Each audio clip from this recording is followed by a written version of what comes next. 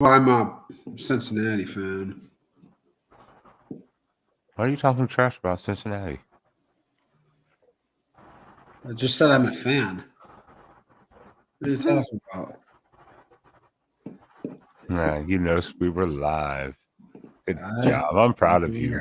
What is going on, everyone? As I tried to drag Sean into the gutter there while he didn't notice we were live, but he did. Good for him. I see. I can What read. is welcome into the voice of college football's College Football After Dark, right here on the main channel, as we are going to talk about the American Athletic Conference 2024 conference schedule. Well, and non-con, I guess just the general 2024 schedule. We'll just leave it at that. We got our normal psychos here who can't get enough of football. So please, as usual, go and introduce yourself and where people can stalk you online if they so choose to. Oh man, I'm gonna take a breather for a moment. You can find me at Jackson Johnson 979 on YouTube. I'm 186 subs away from the magic number 500, and I can't do it without your help. So I'll need some help on getting to that magic number. And you can find me on Twitter, Instagram, and Threads at Twitter at Jats09960335, where I just run my mouth and give updates here and there. And I also give updates and run my mouth on Instagram and Threads at Jats Johnson 543908.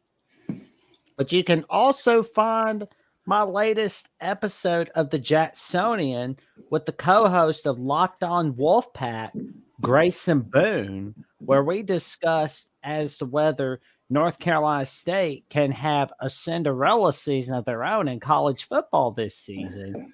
And we talked a little bit about the basketball program, whether the 83 NC State team in 2024 have some similarities together. And Tuesday night, I'll be releasing episode 31 with the co-host of Locked On ACC and Locked On Wolfpack, Kenton Gibbs, where we discuss our take on the ACC Florida State lawsuit, the spring games of NC State Clemson, the ACC and March Madness, our take on the way too early top 25, and so on and so forth. Stay tuned. Sean, where can everybody stalk you online? Yeah, you can find me right here at the Voice of College Football. Did want to make a note before we got started. Bit of unfortunate news this weekend. Everyone's favorite Ocho panelist, unfortunately, has gone. John Diadamo's dog Gizmo, unfortunately, passed away. So our thoughts and our prayers are with him. You know, John's a great guy, does a great job hosting the shows he does here and on the Michigan channel. And it just sucks. I mean, not much sucks worse than losing a beloved family member. So our thoughts are with you, with John, and you know, I'm very, very sorry to hear the news. Yep, it is sucks because it was a big part of John's life. We know that. Mm-hmm. And with anyone, any animal, any pet that you have is for that long. He's 7 years, I believe he said. Yeah. You know, it's a substantial amount of time. Very much. I just feel so sad saying about Gizmo being. It's like I still can't believe it. Yeah, I saw that earlier, and I was like, that sucks. I mean, it always does. I mean, even if you don't know the dog, you've seen him, you know he's there. You know, so that sucks. So all thoughts. Clint Moses posted a true statement: "All dogs go to heaven." That is for sure. Not all beavers, though. Definitely not. Not all beavers. Most don't. Sorry, Clint. But you can find me, Pretty true. Ben and Sam, right here on YouTube. Sunday night here, Tuesday night Oregon shows, or in our videos, which we have coming up, talking about our running back coach situation. And I do want to touch upon this because it is April 7th. What's your running back coach situation like, John? Ben? Did you just call me John? I'm sorry. Jesus. I almost, you know what? Okay, now we can really streamline this show. I do want to talk about this really quickly, though, because otherwise I'll get hate mail tomorrow. It is the 7th. Tomorrow is the launch still of the Texas channel. Tomorrow, April 8th, 7 p.m. Eastern on the main and Texas channels. Please do make sure to check that out. As well as, again, if you're a football fanatic like we are, that's why we're here, on April 7th at 11 Central, 12 Eastern, join the Discord or become a YouTube member channel. And then you can get the Discord link here. Become a Patreon or YouTube member. Sorry. Then you can get the Discord link through Mark, and you can join in on this panel to talk football with us. It's an open panel. I just send out the link. Anyone who wants to jump on can jump on and discuss the topic of the week. It's just that simple. Oh, yeah. And description for all those is in the description of this video, so you can get the Patreon link or just hit the YouTube join and pick your tier membership. It's just that easy. And you get some of the best insider knowledge in all of college football by joining the Patreon membership of the Voice of College Football. You will get some of the best. That I can guarantee. But also, if you are looking for something really nice to get your mother on Mother's Day 5 weeks from now, go to the Voice of College Football merchandise store at topqualityshirts.com, where you can find the mugs. There's some new mugs, and you see a notebook, a wine glass, the wine glass. A lot of parents definitely need that for what they go through. So I mean, Dealing but with if drinking, kids like Sean, yeah. I mean, but if you're not the drinking type of person, which not everybody should be nobody should be drinking. So nobody at all. Hey, Terrible. So if you're Bad habit. need something to vent all your thoughts, you need to write all your problems that you're going through. Here's the Voice of College Football notebook. It will keep all your secrets safe. It will never tell your secrets. It will keep them all safe. But you can also see some top-notch T-shirts. There's a flag, and then there's like the little phone case for Samsung and iPhone. Slides for the summer. We're getting ready for summertime. The denim jacket, hoodies, even T-shirts for the kids. The bomber jacket, polo shirts, some nice socks, a button shirt, jigsaw puzzle, gym bag, the backpack, trucker cap, distressed dad hats. I have to say before you get off the screen too, once you're done with your promo, I'm going to do a shameless plug. Okay. Well, are you going to comment on how ridiculous the transpositions of some of these Voice of College Football logos look on these things? I mean, these are not that. Hey, some of them look pretty good. Some of them don't. Some of them that is very clearly photoshopped in, which they all are. But no, Troy. Unfortunately, no. It's just a T-shirt. But yeah, we are not running that type of operation here. A trafficking ring at the Voice of College operation. Football. No, that is not the business we are in. There's a steel water bottle, pet bowl for your dogs, your cats, all kinds of pets. And there's a pint glass for all your friends at a party that you're planning. So if you're looking to have some kind of party with your friends and all that, you can just say, oh, well, I got this awesome cup right here at the merchandise store at the Voice of College Football. Well, and if you want not just one or two things from the Mark, guess what? As you see on the top of the thing, there's a sweet tab right next to Mark's. It also has some sweet merchandise. And the more merchandise you buy off this whole site and from all these other people, you get discounts or buying more merchandise. And I think that second tab next to the Voice of College Football has some pretty sweet merchandise, if I do believe. I may be wrong. Well, that's a shameless plug for myself. Well, I'll tell you this, though. There's a lot of awesome. So you get the $2.99 section where it says your voice. You get member shout outs, custom emoji to use in comments, live chat, loyalty badges next to your name, the undisputed national champs, discount merchandise, like Ben says, exclusive member only videos, and member only live streams, and more perks. But you get even more perks at the All Access Hall of Fame.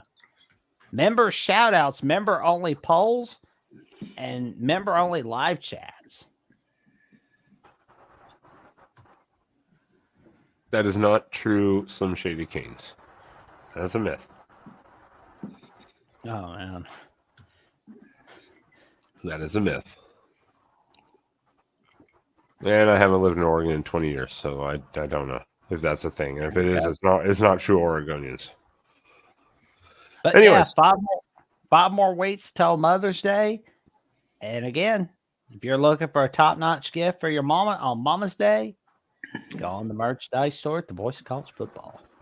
Yeah, and unfortunately, we are all out of Voice of College Football Eclipse classes. So, yeah, if you don't have them now, they're not good. Not much use for them.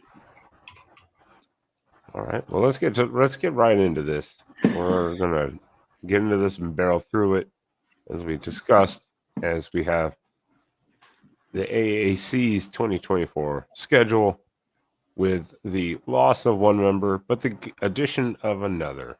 So if we want to, just for reference, because I had to do it myself, just to remind myself, this was the conference standing from last year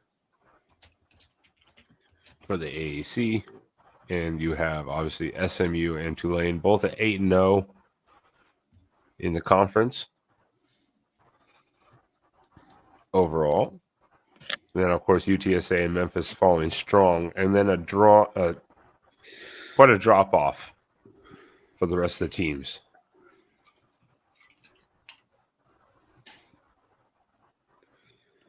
Yeah, this is the league.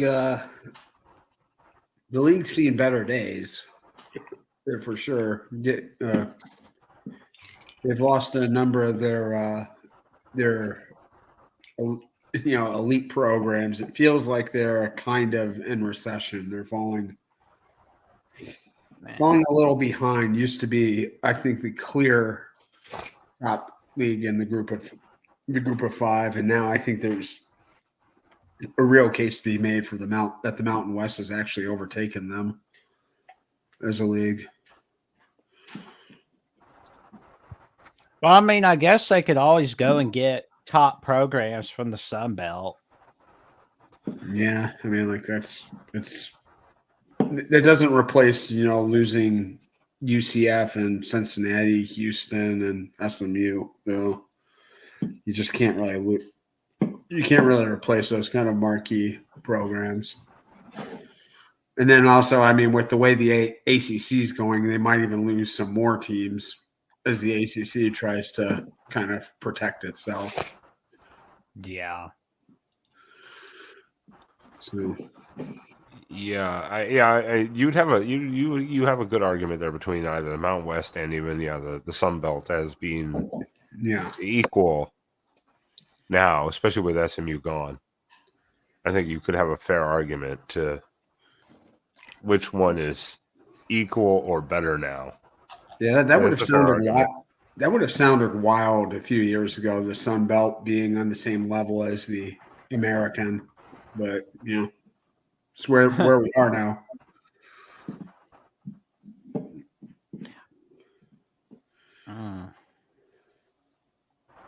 The conference that's most likely challenging for top group of five conferences, Sun Belt, not Mountain West. Not a single team Mountain West had 10 wins last season. Come on.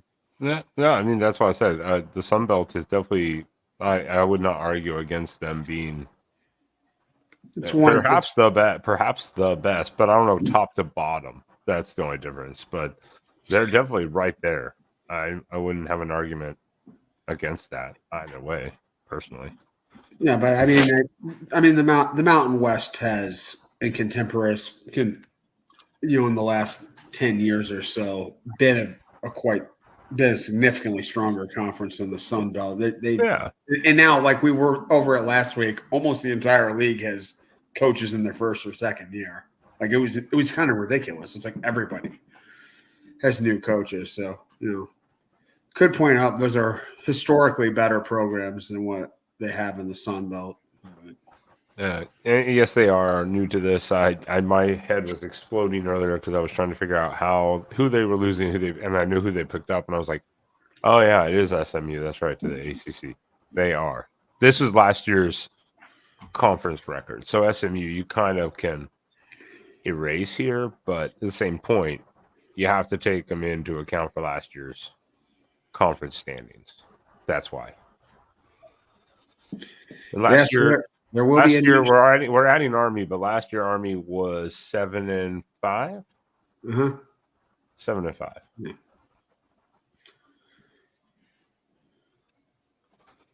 So yes, they do lose SMU, and we have to do that. I have to switch screens here because that other attempt I had earlier at that other thing sucked. There we go. That looks a little better. Let's see if we can read some of it.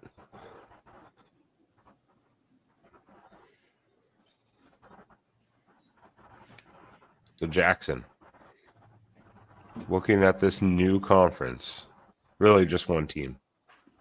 How good do you think the Army Knights are going to be this year? Ooh, that's gonna be a good one. That's a tough one. I'm kind of I'd torn say out how they're good like Army can be. I guess they could be like an 8-win team. Or a 6-win team. Depends on the other teams. Their schedule is not too bad. I mean, Florida Atlantic, okay. Lehigh, nah. Florida Atlantic, okay. Rice, eh. Temple, Tulsa, UAB, that could be a challenge. East Carolina, they would have to improve dramatically.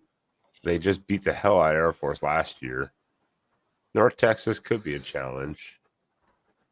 And then they do have Notre Dame and UTSA, though, to end the season. Those are a little more challenging.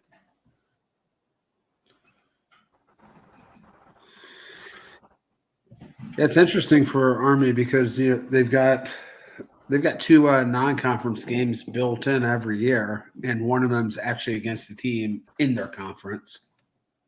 Oh yeah. That's right. They don't even show that one on here. That made me totally forget about it because that's it. Down here after the conference game, then we have the Army Navy game as the non-con. And I mean, UTSA will be an interesting one. They lose their 14-year quarterback Frankie Harris, and Jackson, is Jeff Traylor still the coach there at UTSA? Yeah, I forget about this. Yes, he is. Yeah, he is. Yeah, I know he was a hot name for a lot of openings at the end of last year, but that's a good program. This is a pretty difficult non-conference schedule for them, I think. Sorry. To look through it, that Lehigh, that used to be a really strong program. It's not so much anymore. They haven't been good for a while at all. Yeah. So that should be a win. FAU, that should probably be a win. Yeah. Rice. Well, knowing Tom Herman, they can be pretty good as underdogs. I mean, I know that first year of Florida Atlantic was not what you'd want to see, but when Tom Herman has an underdog team, they tend to win. But when they're like the favorites and everybody's talking about them, they don't do so hot. It is at Army. Yeah, I remember that. Oh no, that's on the road. That one year when he was at Houston, they beat Oklahoma and Louisville when they were both number 3. I think they were both number 3 at the time. Yeah, they were. Yeah, that was his second year there. I remember who they lost to that year. It was Memphis, They had Tulsa, like a real, and yeah. yeah, Navy, I believe, was another one. Yeah, yeah, losing to Tulsa and Navy and beating Oklahoma and Louisville. I mean, yeah, that's No, sorry, they lost to SMU, not Tulsa. SMU. Okay. Well, and even this though, then you got Rice at home, but Rice was on the rise last year, so to say. I mean, they were vastly improved from what we've seen Rice be in several years. Oh yeah. Now, will that continue, or will Rice just kind of stagnate or plummet? These are not all rice cooking puns. People, relax. No one got that in the chat, I don't think, or on this panel. But okay. No. Jesus. Then we got Temple. Temple is not good right now. Temple is They're pitiful. struggling. Yeah. Is it too late to replace the Temple Oklahoma game with the Oklahoma State? Like I know Oklahoma State. No wait, Oklahoma State's replacing Oklahoma with Tulsa. Yeah, that's stupid. Yeah. Yeah, the whole college football community probably is Jewish because they all love to go to Temple on Saturday here in the fall. Everyone loves. That's the place you want to go to. Oh, that's right. South Dakota. Oh man. Jesus Christ. All right. Anyways, Tulsa's defense is still okay, but their offense has been horrible. Like this last year, especially. UAB been pretty good. Can't knock on UAB too much. East Carolina was awful last year. Yeah. Oh yeah. I mean, looking at this That I'm looking at this schedule. Yeah, I can see Army doing 7-8 wins at least. I mean, this is just kind of the team. I think there's a wide range of outcomes for them. It seems like there are a whole lot of games on their schedule I can see going either way. I don't think they're. Let's go down to that. Let's go back down to that Army Notre Dame game for a little bit. Yeah, I'm considering that one of their losses just off the bat. Well, yeah, but the thing is with Coach Monken, do you think that could be like that game can be a close one that nobody expects to see? Will it be like Army Oklahoma and Army Michigan It from could a few be, years yeah. back? The way the way Notre Dame plays some of these teams, yeah, you could definitely see that being a close one. I mean, Notre Dame. You never know. They have shown some stinkers, but I think they're going to be really good this year. I don't think that's not a game that should be competitive. Yeah, but I mean, this has like trap game written all over it because Notre Dame's going to be going to USC for rivalry week. Yeah. And Army can put a scare into the. I'll tell you right now, that's one of those games I could bet on the parlay. Like if I'm doing a parlay sheet for the week before rivalry week, I'm making sure I'm picking Army to beat the spread. Well, that is true because Army is on a bye before Notre Dame too.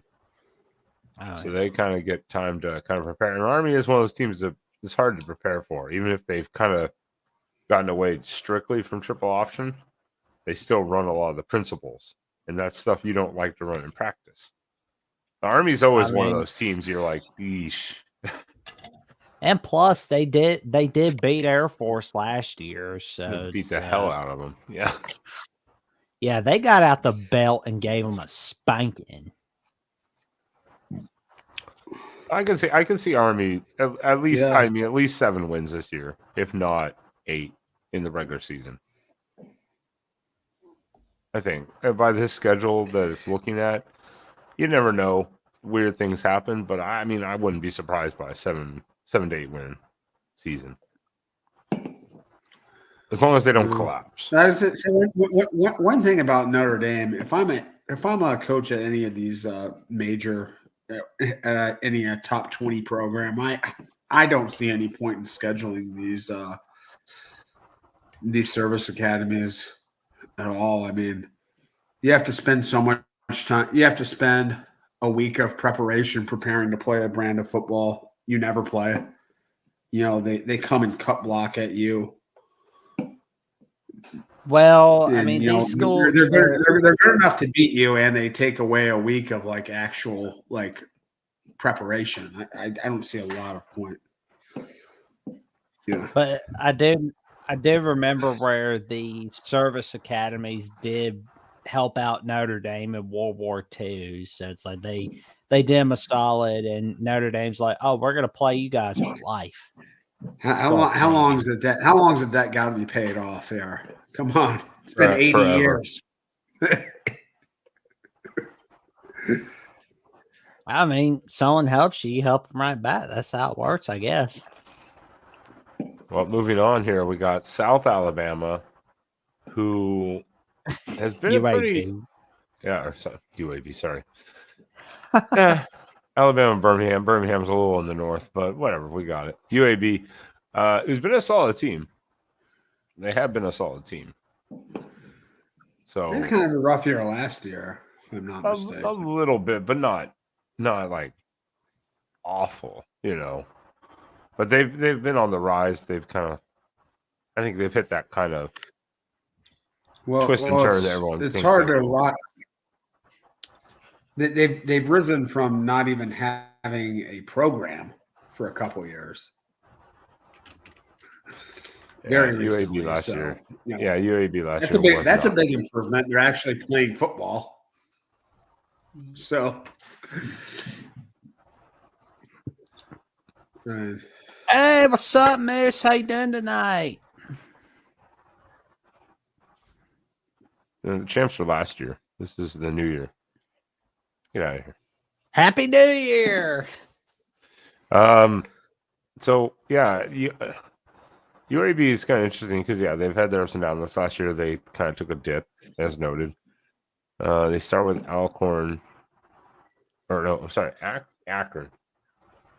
No, Acorn. this was Alcorn. No, it is Alcorn. Okay, Alcorn. good lord. I'm like, do I need new glasses or what is going on here? I think I need a new glass. I need a new prescription. Jesus Christ. I cannot read this. Oh, crap. Oh, that's a little better. Okay, there we go. So they do start with Alcorn, ULM, and then Arkansas. Did they do some surprise here in the first 3 weeks? Or get surprised?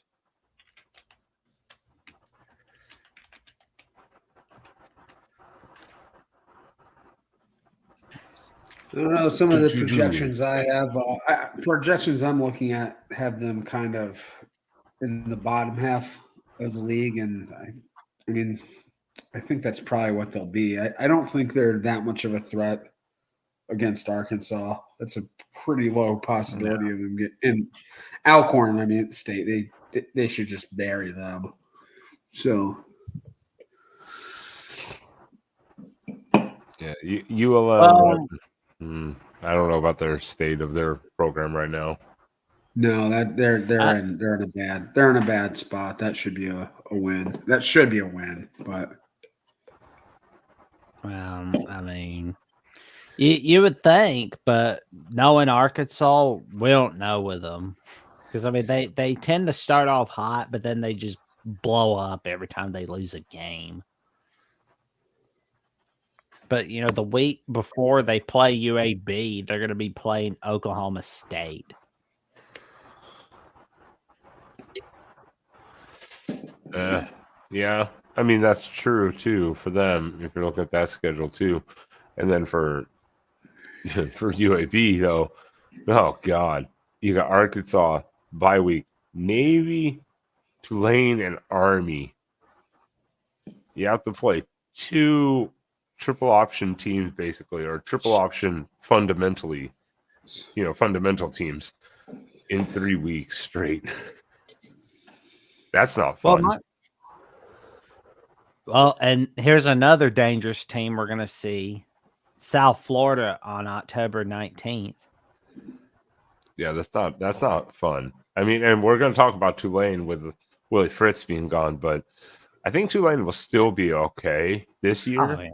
I think they'll still be I- decent. They'll still be pretty decent, but this is not a fun stretch. This is not a fun stretch with Army, Navy, Tulane, and South Florida. This is not a fun. Well, I don't know. I mean, I could definitely see Tulane falling off a little bit. A little bit, but I think they'll still be solid. I'm not saying they're going to go undefeated in the conference or something, but I mean, I think they'll still be a solid team. Well, I mean, they lose one of their all-time great quarterbacks as well. No, that's true. And, I mean, like this is, and yeah, I don't know. I mean, I think the losses are a little more significant than some of these projections are giving credit for. I think there's a little bit too much. Now they did get, I think, a pretty good replacement in John Sumrall from Troy. He's built a good program, but it's different. He's coaching without his players and stuff. I don't know. I think they're a little more beatable this year than people are thinking. No, it is hard to project. I mean, that is all fair and good. But I mean, look, Tulane almost took down Ole Miss last year without Pratt, and they didn't have Pratt wasn't even playing. They almost took down Ole Miss last year. So now that's with Willie Fritz, but that shows their quarterback situation is probably not as bad as maybe projected. So I think Tulane will still be decent. I'm not saying they're going to be the conference contending, but they'll still probably be somewhere in that upper mix of teams. So you go Navy, you host Tulane, then you go on the road to Army, and then on the road to South Florida 4 weeks straight. That's not a fun stretch. You're just thankful you have a bye after that, I think. well, the November schedule looks a little bit easier. Oh, UConn. Now, I want to see Tulsa. We'll talk more. The second year under Kevin Wilson, I wanted to see if they can be a lot more consistent because they look good at some moments last year, but they had a couple just downright awful games. Still probably a ways away from competing for the title in the league, but yeah, UConn. That should not be too difficult. Depending on what UConn you get, do you get year 1 or year 2 of Jim Mora UConn? Yeah. Memphis, you expect to be decent, but are they going to actually be improved, or are they going to just stay kind of middle of the road like they were last year? I think they're my pick to win the league this year. So okay, that's fair. I think that's a fair pick. Mm-hmm. Rice, are they going to improve like they did dramatically last year? Improved, yes, than anyone expected, or are they going to become the doormat again?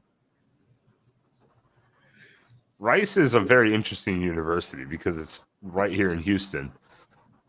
It's like 20 miles from Houston University. Yeah. But it's a private university, and it's just this tiny little fucking thing. Yeah, it's like the Vanderbilt of this league. Pretty much, yeah. It's just, like really, really good school. An elite academic university, do a ton of research there. Yeah. But, their commitment to sports isn't really where it needs to be. Yeah, for anyone who doesn't know what Rice really is, the university, yeah, it is. It's like the Vanderbilt of this conference, pretty much. Yeah. Just even smaller than Vanderbilt is. Yeah. And Charlotte, I don't know what to. I think we're about to talk about Charlotte. Yeah, I don't know what to do with the 49ers there. They're not good. They're gonna lose a lot of Charlotte's bad. I didn't know Charlotte had a team. I'm just kidding. I was like, the 49ers, the Charlotte 49ers. Oh, and they don't have an easy task starting the season. Although James Madison did lose their coach, but lost their quarterback too, who I have not heard. Has Caden Salter committed any, or that was the Liberty quarterback? Yeah, that was Liberty.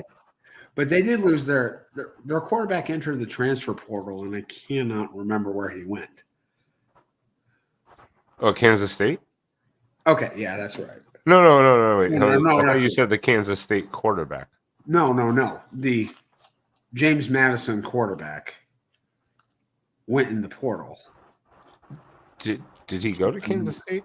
No, I just said Kansas State because I wasn't sure who you were talking about. No. Kansas State, they wouldn't have gotten it. They've got they have a good quarterback. But Kansas State has their guy. They've got their guy. Yeah, I'm just trying to remember. God, I can't remember the guy's name or where he went. Anyway, I'm trying to remember also, and I'm like, I can't keep track of all the transfers. No. Anyone in chat know who he was? I know Jackson. Yeah, Jordan McLeod. McLeod. Yeah. Oh, he's at Texas State, actually. Wow. That is an interesting transfer. I would say he probably had higher ambitions when he entered the portal. Yeah, I almost would have stated James Madison. Yeah. I guess he likes what GJ King offers, I guess. No. I guess maybe at James Madison, he's like, hey, I've proven myself, so let's do something different and show a different style, or maybe better numbers, or everyone has their own purpose and their own desires. So what do we think Charlotte's going to do? Because they were. I mean, they're going to lose a lot. To say it nicely, they were fucking awful last year.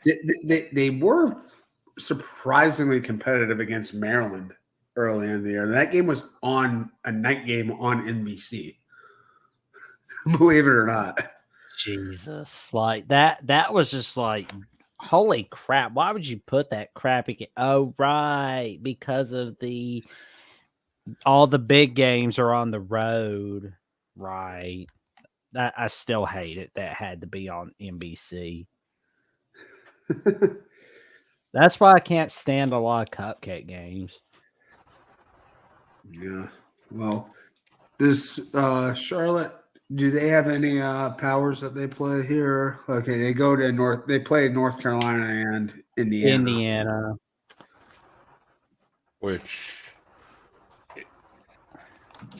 Indiana should be, you think, slightly improved. Should they handle Charlotte regardless? Probably. Yes, they should, for sure. North Carolina should.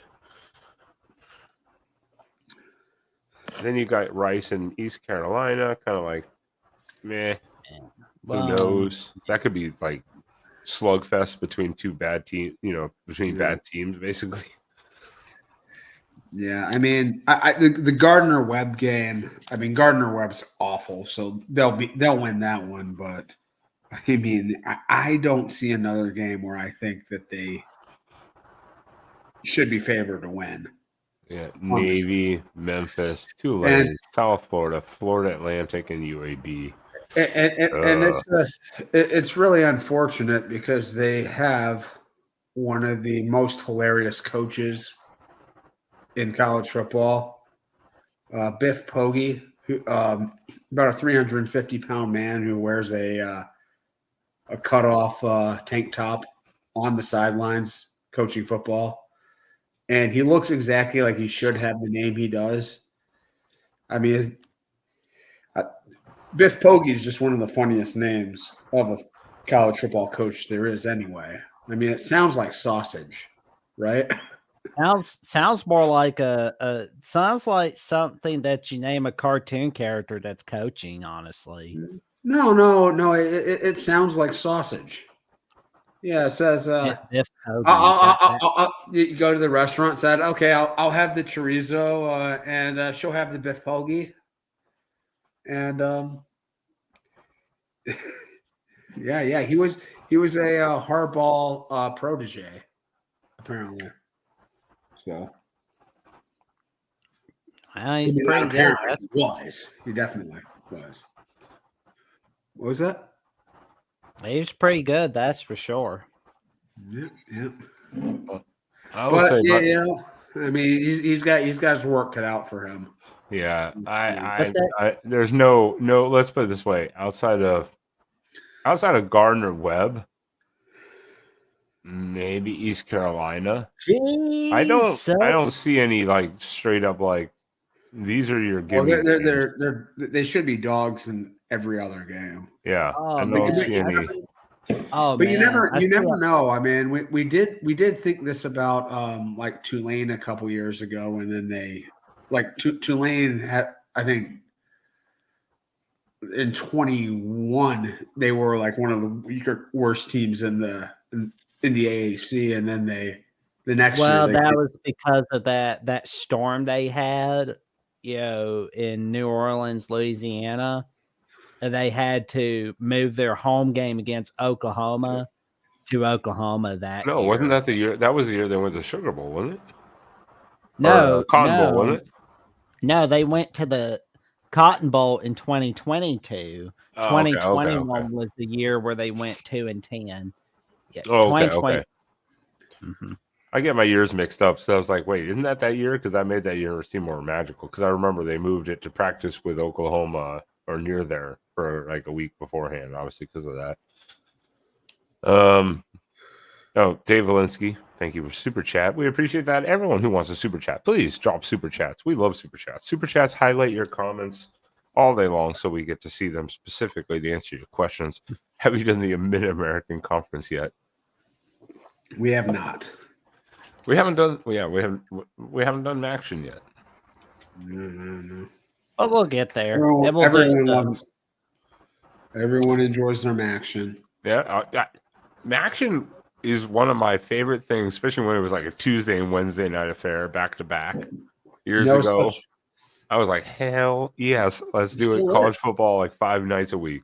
They still do that once it hits like late October, they start playing all their games during the week. I thought that was a brilliant marketing move by them. But it was because all eyes are on them. They're the only ones on. Well, yeah, and you get those hilarious moments like people building snowmen in the stands at the Central Michigan or Western Michigan game and stuff. Yeah, Maction is the greatest time of the mid-season of football. In the middle of the week, you're like, I can't wait for this game on Friday night. Oh, sweet, Wednesday night game. Let's go. Oh, yeah. Toledo Ball State. I'm down. Let's go. Hell yeah. No, we've talked. We do need to do action. It will be in a couple weeks. As everyone noticed, I didn't mention it beforehand. Notice a lot of things in my background are gone because I'm moving this week. So this next week is a great week to be off. So the next weekend we will come with action. We will look into it. I'll remind everyone at the end of the segment. But yeah, Dave Valinsky, we will get to it. Thank you for your super chat and your contribution to the Voice of College Football. And everyone else who wants to, by all means, go for it. We appreciate it. Mark appreciates it. Helps the channel a lot. Let's keep moving on, though, because, Charlotte, I think, is in for a rough year.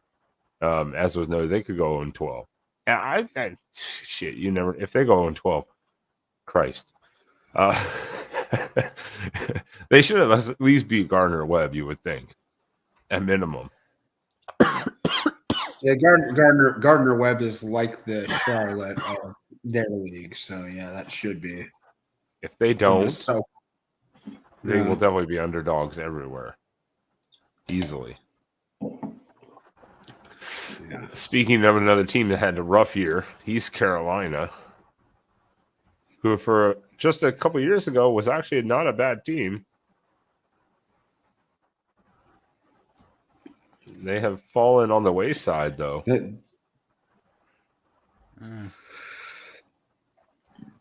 App They State's had a on nice this. run like in the 90s and 2000s. And even a few years ago, they weren't like that bad, but they have definitely just plummeted. Well, and as long as Yeah. Jamie Chadwell's at Liberty, they're going to put a scare into those Pirates. Yeah, I mean, it should be more than a scare. I mean, they're They're, I mean, App State and Liberty should definitely be favored. And I think Old Dominion is probably I mean, they're probably slight favorites to beat Old Dominion. Not much. Norfolk State should be a layup, but Should be Old Dominion. interesting. They've got an interesting quarterback. They've got an interesting quarterback situation too. They're fit with two transfers from the bigger schools battling it out. One of them is Caton Hauser from Michigan State, and Jake Garcia, who is Missouri and Miami transfer. So they hit the portal, and maybe one of them can come in and make a difference. Hauser played okay when he had to come in for MSU last year. I don't think he was anything exceptional at all, but maybe he can develop. And yeah, Garcia was a pretty highly rated recruit when he came out. So maybe one of them can significantly elevate the team. I will stop here just because I don't want to forget about it. Also, as time passes, I just want to make sure we get the mentions out here. Michael Wall, very generous. Appreciate that. Obviously, Mark and the whole channel, and we all appreciate that. Y'all do great work here on the Voice of College Football. Thank you for giving coverage of the AAC. Go Navy. Thanks to all who support military.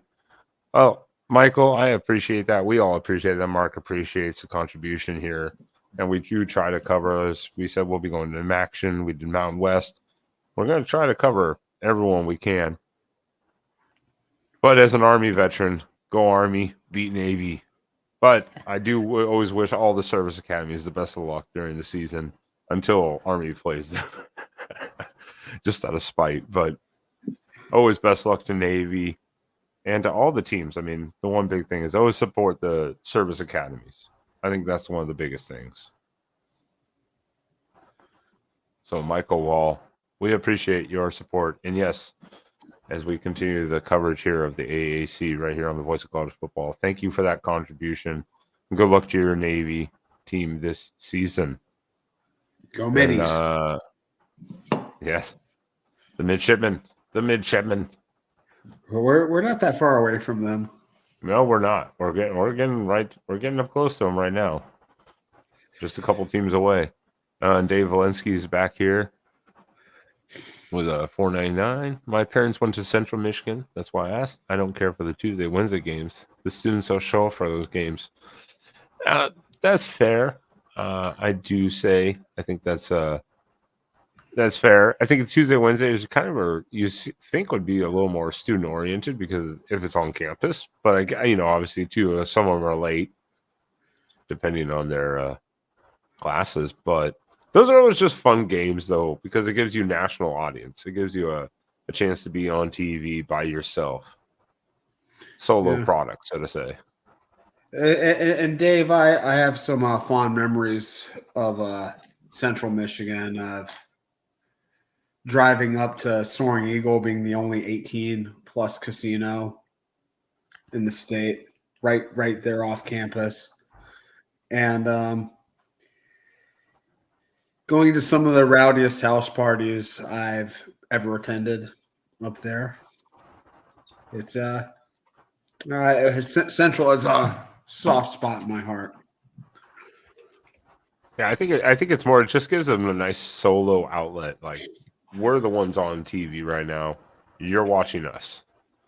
I think that's kind of the one good thing about the Maction games and stuff like that. The Tuesday and Wednesday night games.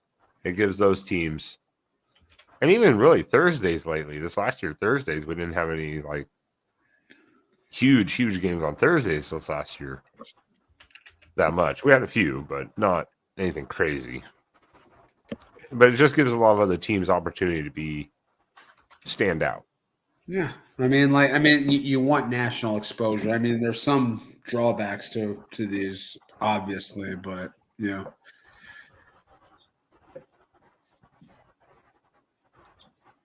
Well, Dave, we appreciate it. We understand, but we do love action, and I love the midweek games personally, just because it helps break up that tedious thing. Because we already have a long enough off season, so I already hate waiting from Saturday till like a Thursday or Friday for a game. So if I can get a Tuesday or Wednesday night game, I'm all for it. And I know that students at Central and Western don't really go to class that often, so I don't know why they wouldn't be at the games to begin with. Not going to get into that. Anyways, I believe we're still on East Carolina here. Oh. I was like, I think we're still on East Carolina. Troy with the winner comment here. Troy. There were a bunch of comments I skipped over, unfortunately. We're reading that. I mean, not in a bad way, but damn it, Troy. Champion. Reigning champion of the night. Jesus. All right, anyways, continue on with East Carolina. Yeah. Jesus. 51 minutes into the AAC, and we're not even halfway through East Carolina's schedule. People are killing me. Let's go. This is not fun though. Old Dominion, yeah, we don't know. App State, Liberty, UTSA. That's pretty rough. I'd say that's a pretty rough little stretch right there. Yeah, I wonder how much longer Mike Houston is going to get there. It seems like, I don't know. I mean, it seems like they haven't been that good for a while, and he's been there for quite a while. He's been there for about 7 years or so now, 6, 7 years. And I mean, I guess they've had like 1 or 2 decent seasons mixed in there, but this has not been one of the premier programs in the American, like very far from it. He's coaching for his job for sure, I think, this year. Good job, Jackson. I did my best. You show off. I wish I could do more. Yeah. Likewise, I haven't been able to do as much as I'd like to, in the sense of that. So whoever, I'm not looking at the main chat, so I can't see whoever got it. So whoever did get that Voice of College Football membership, do thank Jackson Johnson for that.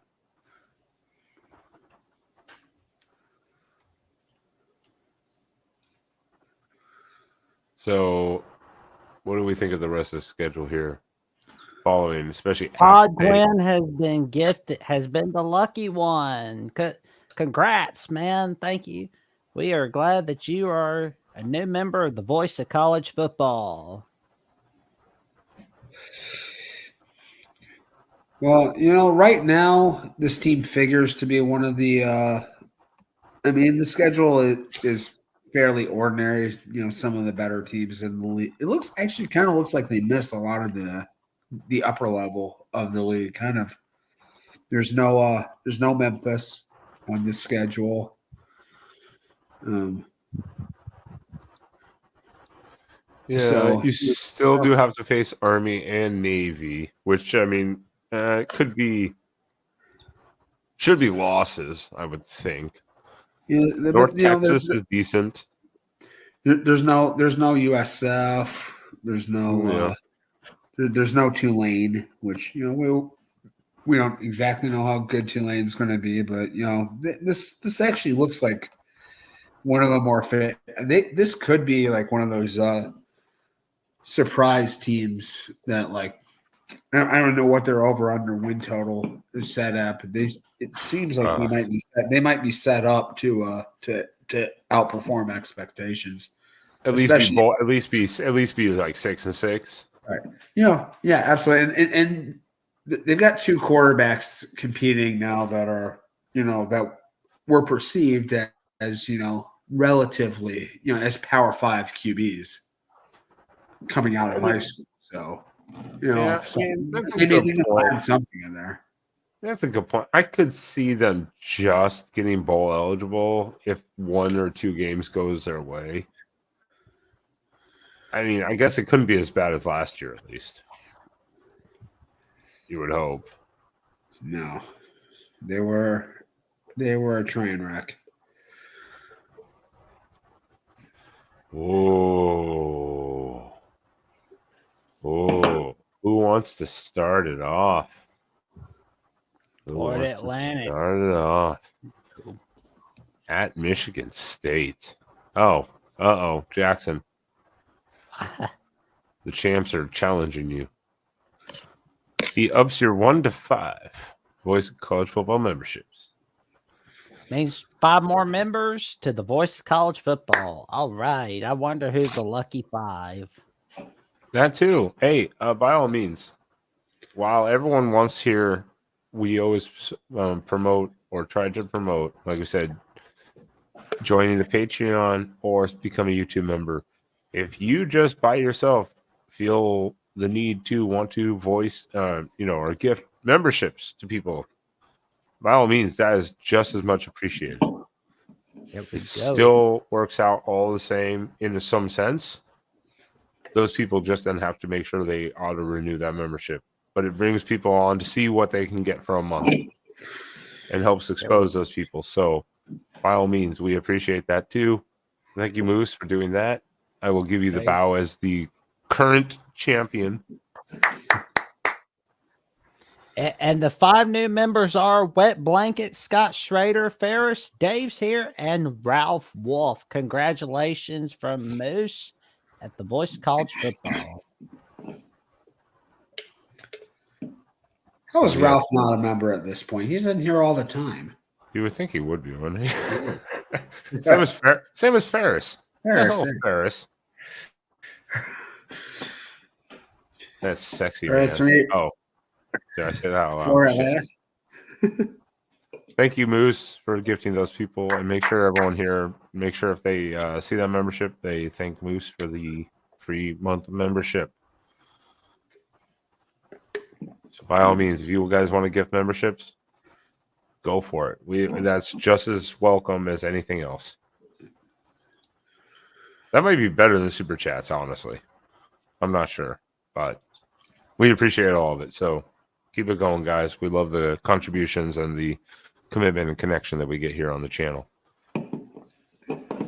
But yeah, so we got them starting off the season here at Michigan State. Interestingly, I've actually been to a Florida Atlantic Michigan State game before. They played like around 2010-ish, 2010 to 12, sometime around there.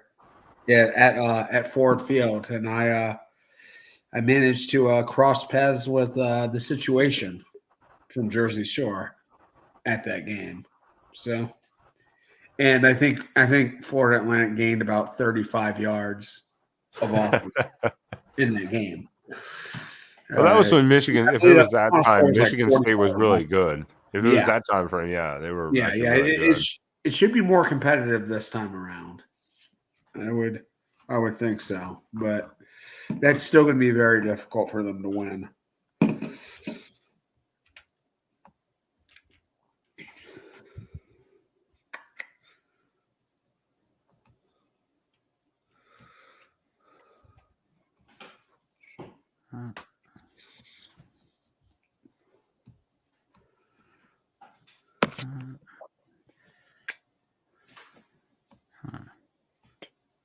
Where were we? Oh, we're on Florida Atlantic. We're on Florida Atlantic. We're on. Did Ben just leave? Did Ben just Irish goodbye us, or what happened? I don't know. But we see that Army is on there after Michigan State. That's going to get ugly. Florida. Why do you think that'll get ugly? I think that should. Well, that UConn game's going to be ugly. Well, for UConn. Wagner, no one wants to watch that game.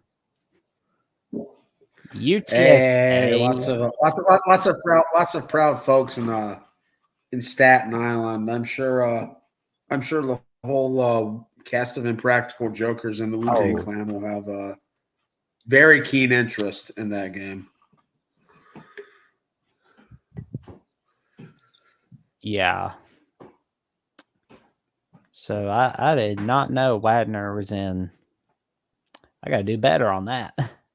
And Jason O gives a shout out to the Wagner Seahawks. There we go, right. Jason O. Staten Island, stand up.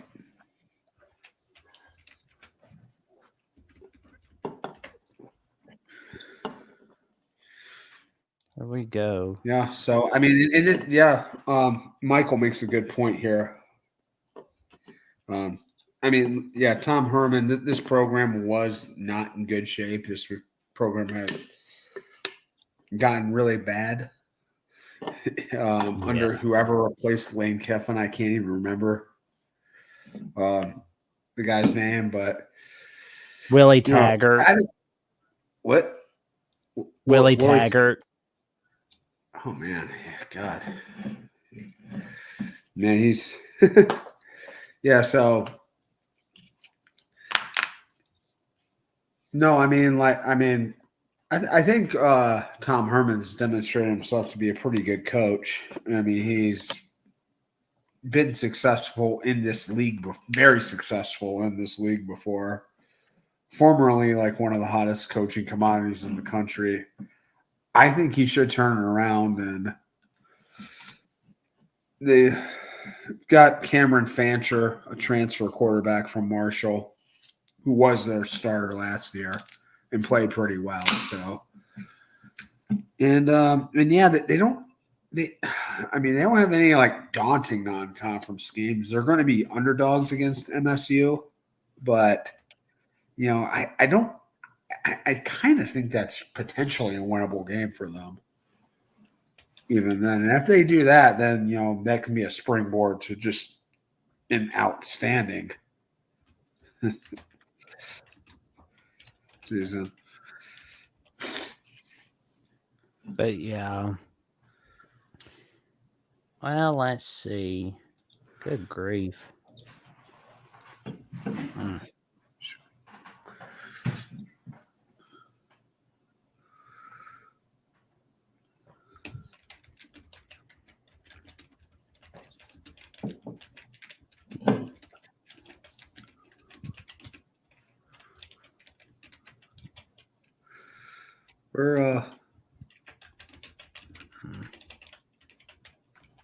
Jackson, what are your thoughts looking down at this? What do you expect for FAU this year? I think they can honestly have a pretty good season, better than where they had it last year. They're not going to be having a losing record. That I can assure you. Yeah. So there's that. But we'll wait and see what happens. And I'm just kind of curious to see if Florida Atlantic Michigan State can be that upset game, that group of 5 Power 5 upset. Would that really be an upset though at this point? We don't know that much about Michigan State. I mean, Michigan State's a big wild card this year. I mean, they're kind of overhauling their whole team. Everyone loves Jonathan Smith, but I don't know if expectations are that high for them right off the bat.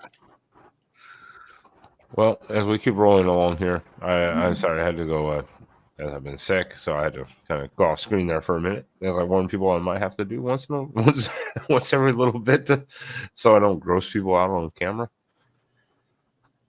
Another team who has high expectations, Sean. You said you're high on this team this year, and I don't disagree with you. I could see them being one of the top 2 teams. Memphis. Yeah, I think this I wish they had. Well, they do have the Florida State game here. That's and obviously there's some underlying intrigue there. Mike Norvell going back to the school that got him the Florida State job. Well, but it's a non-con, so it really doesn't affect them. And since we're just starting Memphis real quick before I interrupt it too much, I do want to touch on this. Dave Valinsky, thank you again for the super chat. This conference is hard to pick. There's nobody here that's really consistent. That's kind of fair. There is going to be some change up this year. Memphis has been pretty good for a while, though. I mean, they've been,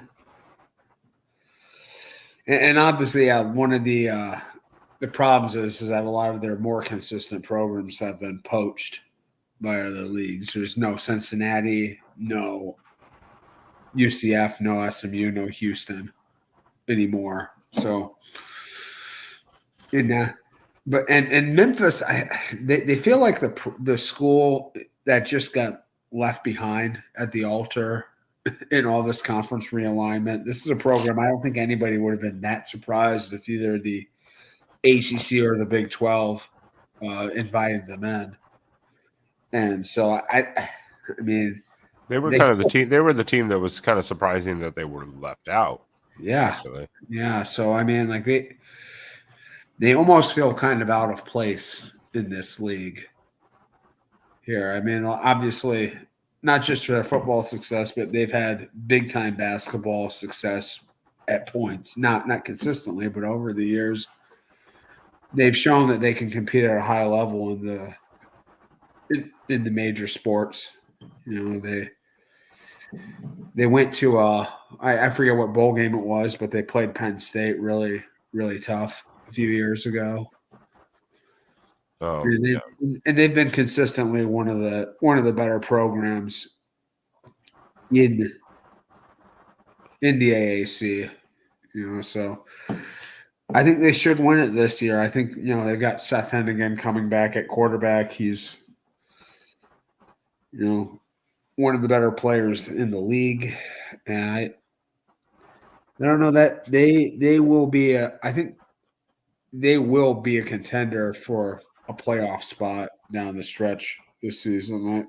I don't know who I pick right now to get the Group of 5 spot in this league, but they're definitely one of the teams I have on the short list. And look through that Florida State game will be very interesting, and they're definitely, I mean, in the sense of competing for this league, I'd have to agree. They're one of the top 2 to 3, at least, to compete for this league. Playoff spots, they're definitely one of the top, probably. If you had to name 5 teams for the Group of 5, they'd definitely be one of the 5. Yeah. They would definitely be in contention for that. But as this conference, I don't know who to pick, because there could be that surprise team that has that easier path through it, missing some of these other teams, and just surprises everyone. Should just happen. I don't think anybody. I don't think anybody predicted Liberty to get the G5 spot in the New Year's Six last year, but that happened. Yeah. Well, Dave, again, always appreciate all the super chats. Always appreciate them. So keep them coming by all means. Any questions you have for us, because I do agree this conference is a little bit hard to pick because you never know what's going to happen. But I do have to put Memphis in definitely the top tier of the conference by far. That Memphis South Florida game looks like one of the games of the year for the AAC, to be honest. Right there, South Florida. I mean, it could be. What weekend is that? That is 10/20, October 12th. October 12th, okay. And they do have that coming off of a bye too, so on the road, but a bye week beforehand. So both teams have a bye that week, and I don't know what to. I mean, I don't like these years when everyone has 2 byes. I think that dilutes dilutes every week, and it makes the season a bit long. But That's a situation. Yeah, one of the bigger games of the year. Those two teams for sure.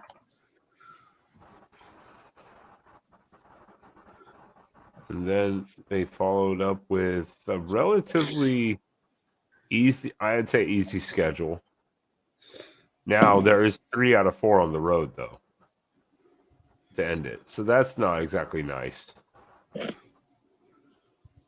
But not the hardest of teams.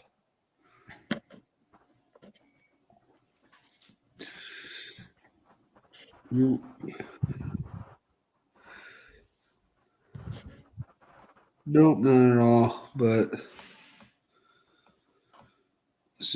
okay, are we out ready to move on to the middies here? Sorry, I was looking at the wrong one. Yeah, I was looking, and this is the only thing I hate about the zoom in. I was like, wait a second. I'm like, wait, we're on Memphis. Damn it. Yeah, okay, that's not the nicest because UTSA, Rice, UAB, and Tulane. Again, we don't know what to expect with Tulane. That still should be a challenge, and it's on the road. So, but they get a bye beforehand, so that could be useful. But yes, let's keep going. Let's go into our Navy. Let's talk about our midshipmen here. There's Bucknell. Bucknell, Jesus. That should be a win. Yes. Should be a win. Yeah. Bison getting stumped. Temple should. I mean, if Navy takes a step forward from last year, there should be a win.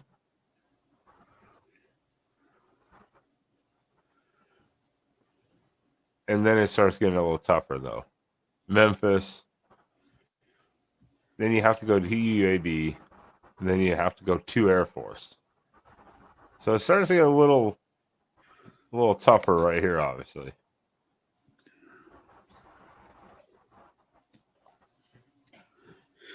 I just thought about this. Navy has 3 committed non-conference games every year now. I mean, 3 teams they play every single season in the non-conference, so they don't have a lot of flexibility to schedule. That's got to be the only situation like that in the whole country, where you play 3 non-conference teams every single year. Well, in this year it's weird because Army is in your conference, but it's still a non-conference game. I wonder, like, so and that's got to be like one of the only situations. I mean, that you can never have them play like in the middle of October, right? And then have them play their non-conference Army Navy game at the end of the year. I don't think so. Yeah, I don't think so. I mean, I can't imagine they would ever agree to that. So yeah, that's got to be the only situation where 2 teams are in the same league, but there's an agreement that they will never play each other as conference. Well, that's why we talked about before we went on air is saying Army and Navy finished number 1 and 2 in the conference. Would the Army Navy game just become the conference title game by default? Would they bump it because you couldn't have back-to-back weeks of title game against Army Navy and then the Army Navy game? That would make no freaking sense.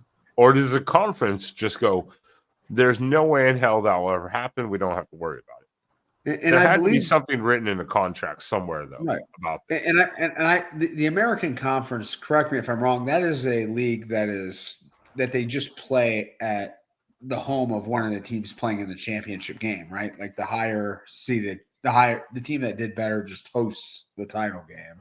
Yeah, isn't it? Yeah. Yeah, I mean that's how it was a couple years ago when I remember when Cincinnati made it, a few years in a row.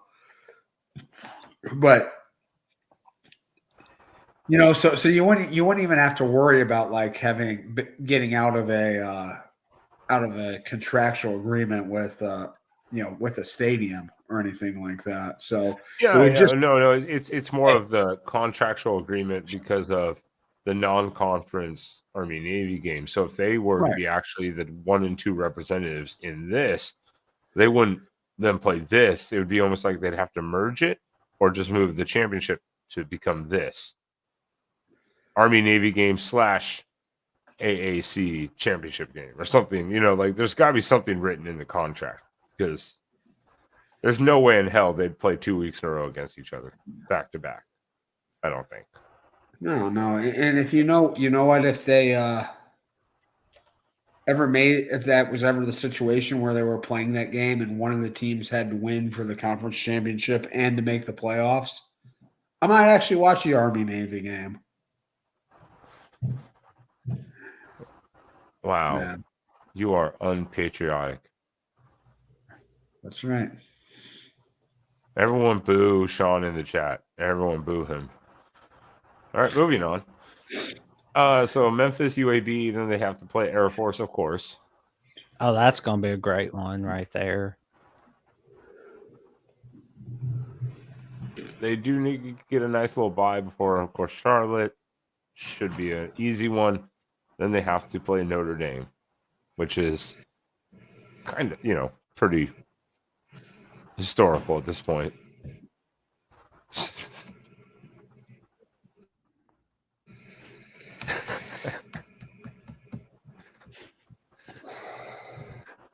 Poor Sean. It's like, I'm going off camera. Well, in that Navy Notre Dame matchup, there it is. And again, not the worst end of the season. South Florida, Tulane. It really, I just don't know what to make of Navy this year. Navy was so up and down last year. They play pretty good sometimes, and other times it just be like, yeesh. Much like Army, though. Army was the same way.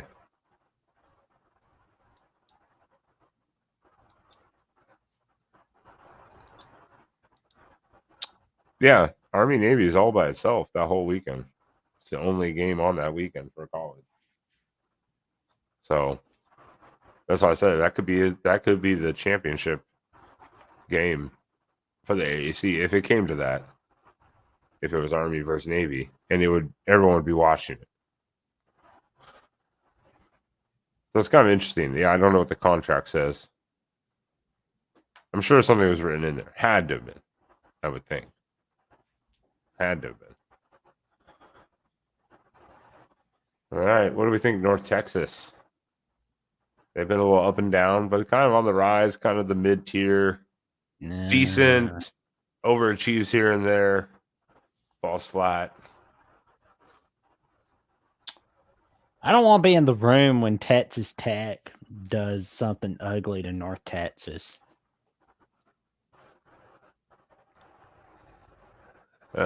Well, yeah, I'm going to put that as a loss immediately. Jesus, Florida, Atlantic, and Memphis. Good grief. And Tulane. Oh, yeah. Back-to-back road games on home against Tulane. That's not a pretty stretch. Jeez. That's not pretty. And then, well, I mean, at least you get a mercy on the bye week because you got to prepare for Army. But then you got UTSA. On the Jeez. yeah. That's not pretty. That's not pretty. You get this little reprieve right here, but then, yeah. That's not. I mean, and even again, like even hosting Wyoming should be pretty okay. Even without Greg Bowl in their first year. I think they should be relatively still solid. So this is not a pretty schedule for North Texas. No. They had kind of a rough transition coming up from Conference USA last season. I think there was expectations that they would be, maybe even competitive for the title last year. I remember, I think they opened the season against Cal, or that was like their second game. Cal actually went to Denton to play them. The week one game was Cal at North Texas on ESPNU. And Cal put up like 55 points or something stupid. Yeah, North Texas was kind of a trendy upset pick. And then Cal just went in there and just smacked them right across the face over and over again. So it had to be a little bit of a frustrating year for the Mean Green going into Well, this next year is not going to be any prettier. By the look of this schedule, I'm not looking forward to the results. Rice, man, that's gonna be. I mean, We're looking at and, their. I mean, their like climb has been. They've slowly been going up. But are they going to be going back to another ball game or no? I don't know. Hold on. Let me look at this. North Texas scored a lot of points last year. The defense was very bad. Yes, their defense was the big downfall. We have to touch on Neil Campbell. I brought it up here, but I have to address it. Neil, I'm moving, so everything's all packed up. That's why everything's all gone up here, because I'm moving this week. So everything's pretty much packed up right now. That's why everything's gone. And I honestly thought they were an odd candidate for promotion to the AAC. It's not like they've had like overwhelming success in the Conference USA and the Sun Belt before then. This is a team that has generally, they're used to a lot of 3 and 4 win seasons, and they'll probably have another one this year. So I don't know. It might be a tough road, and it's not like they're like in like a great market or anything that was real attractive to these leagues. So I don't really think they necessarily even belong in this league, but they're here, and it's going to be a struggle for them. True. I mean, like the two things I can remember that they did last year was that they beat Houston in double overtime on NFL Network, and that they even played in a bowl game. And JT Daniels was their quarterback. Wait, that was Rice you're talking about, right? Yep, that's well, Rice. I was talking about North Texas. Well, again, North Texas and Denton, which is about 35 miles north of Fort Worth, Texas, outside Dallas. And then Rice, of course, is in Houston. So, again, there's still markets, TV markets. But, again, the value of those specific team markets is different than University of Houston or Texas A&M or SMU markets. So I hope Eric Morris does a fantastic job at North Texas. It's like we're talking about Rice. Rice is they have a different relationship with their city and their market than like the rest of these other schools that take in a lot of people from the community. Rice is a very exclusive, elite academic institution. Not a lot of they have a very small student alumni base to begin with, and most of those people aren't from Houston that go there. So it's a different kind of relationship that they have with their market. Well, they get to start close by with Sam Houston. Yep. Which was god awful last year. Yeah, that was one of the more surprising developments. Watching traditionally a really good FBS program go up to the FBS and just take a dump in their first year. And they were competitive in a lot of their games, but they were just atrocious last year. They were competitive, but they lost like all of them. Did they win one game? Were they like 1-11? Yeah, something like that, 1 or 2. I know they were winless like very deep into the season. They were like 0-7 or 0-8, and then they won 1 and maybe 2 games. That's it. That was all. And it doesn't get nicer though, because Sam Houston should be slightly improved, but are they going to be very improved? Texas Southern, I would say they're on Rice level, honestly. Yeah, that should be a win. I don't know. Should be, but then they have to go to Houston while they drive 30 miles to Houston University. Sam Houston's Sam's alma mater, correct? That is true. That is correct.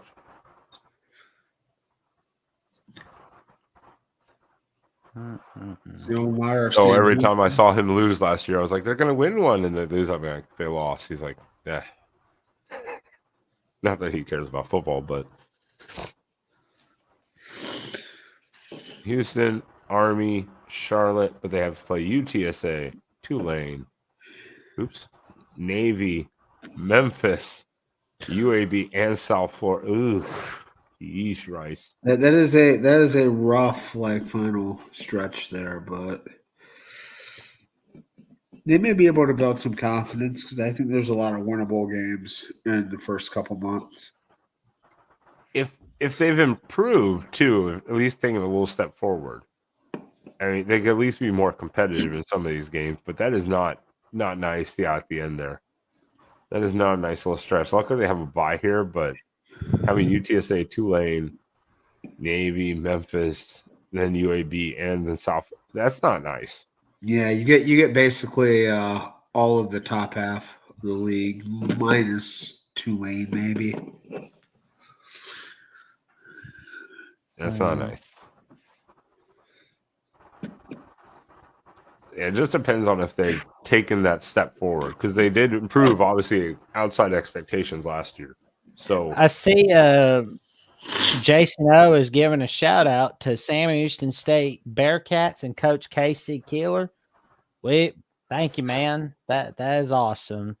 And Therese Armistead thinks that Cincinnati should have stayed in the AAC because they're not ready to compete in the Big. Well, don't throw the baby out with the bathwater on Cincinnati. They just have a bad coach with Scott Satterfield. They just have to get a good coach and they'll be all right. Yeah, Cincinnati. I mean, clearly those fickle teams would have done just fine in the Big 12 if they would have been in at that time. This is program's just in transition. We'll see. Some transition very well. Some take a year or two, especially when you have a coaching change, though. Especially. Yeah. Well, you remember? I mean, Utah has had a ton of success in the Pac-12, but their first couple years in the Pac-12 didn't go. Oh, their first 4 years were awful. Rough. Yeah. And they still had Whittingham, Yeah. It's like they were awful. Yeah, absolutely. And TCU wasn't great when they first came into the Big 12, and then eventually, they made the playoffs, made the national title game. Yeah. Well, let's talk about those bowls. They got to start off with Bethune-Cookman.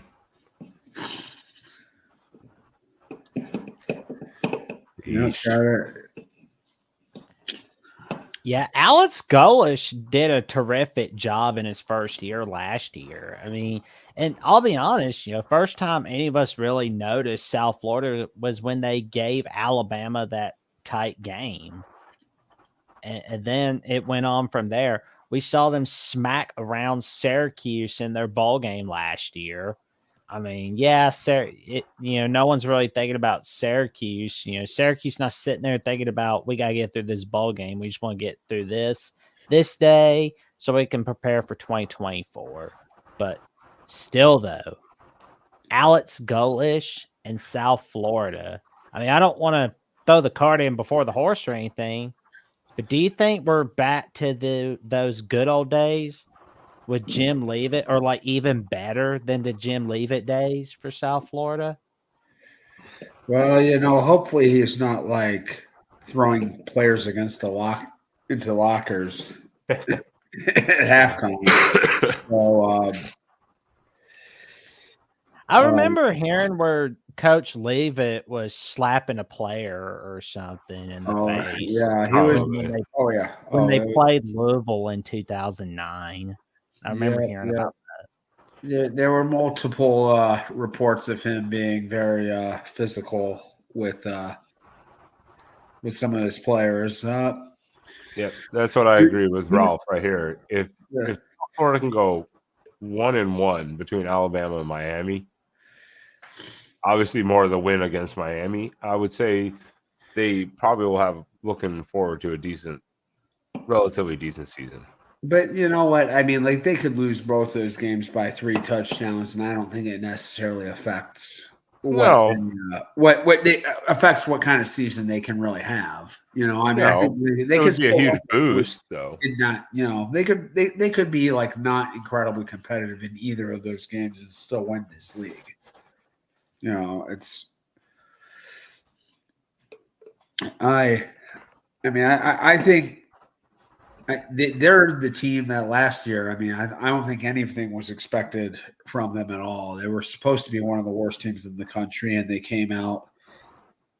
they put the fear of God into Jackson probably in week 3 last year, and then they they put together a nice season and delivered one of the more startling bowl performances we saw all of last year. So great for a season, season for Alex Golish, and I don't know. Can they build off of that? Can they actually become? There's no reason why a school like South Florida, they've got one of the largest enrollments in the country, and they're in like one of the most talent-rich areas in the country. That's why Alabama scheduled a home and home with them last year.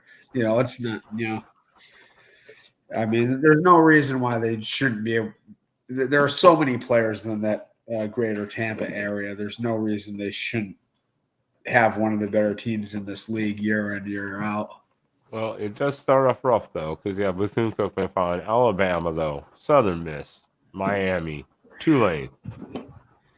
Southern Miss shouldn't be that hard, though. Southern Miss. Well, you wouldn't think. You wouldn't think. But between Alabama and Miami, yeah, maybe. It could be that weird game. Weird game. Then you got Memphis, UAB, Florida Atlantic, Navy. Then you have Charlotte and Tulsa Rice to kind of finish it off. That's a good finish. There is a good little stretch here of like, yeesh. Maybe it's just me, Ben, but the AAC is kind of lazy with their scheduling on rivalry week. Yeah, they're kind of it's kind of all over the place. Yeah, I don't. It's a little too out of order for my taste, I guess. Yeah.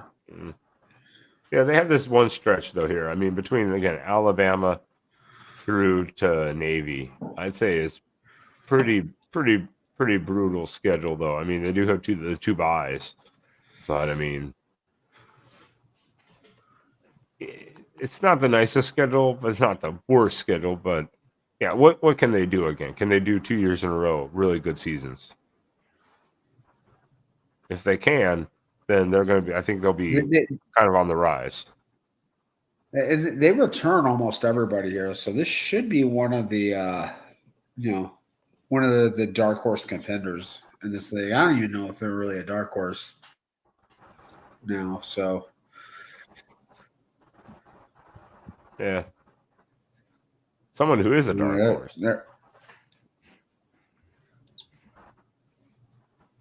Those pesky Owls.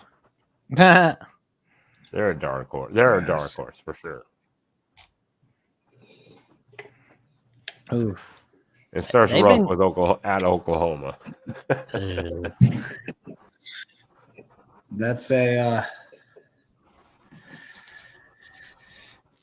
that's a game for Oklahoma to get all their freshmen a lot of playing time, so they don't hit the portal right away. Type of game. I mean that's just gonna be. I wonder how long Stan Drayton's gonna be at Temple. Because I mean, there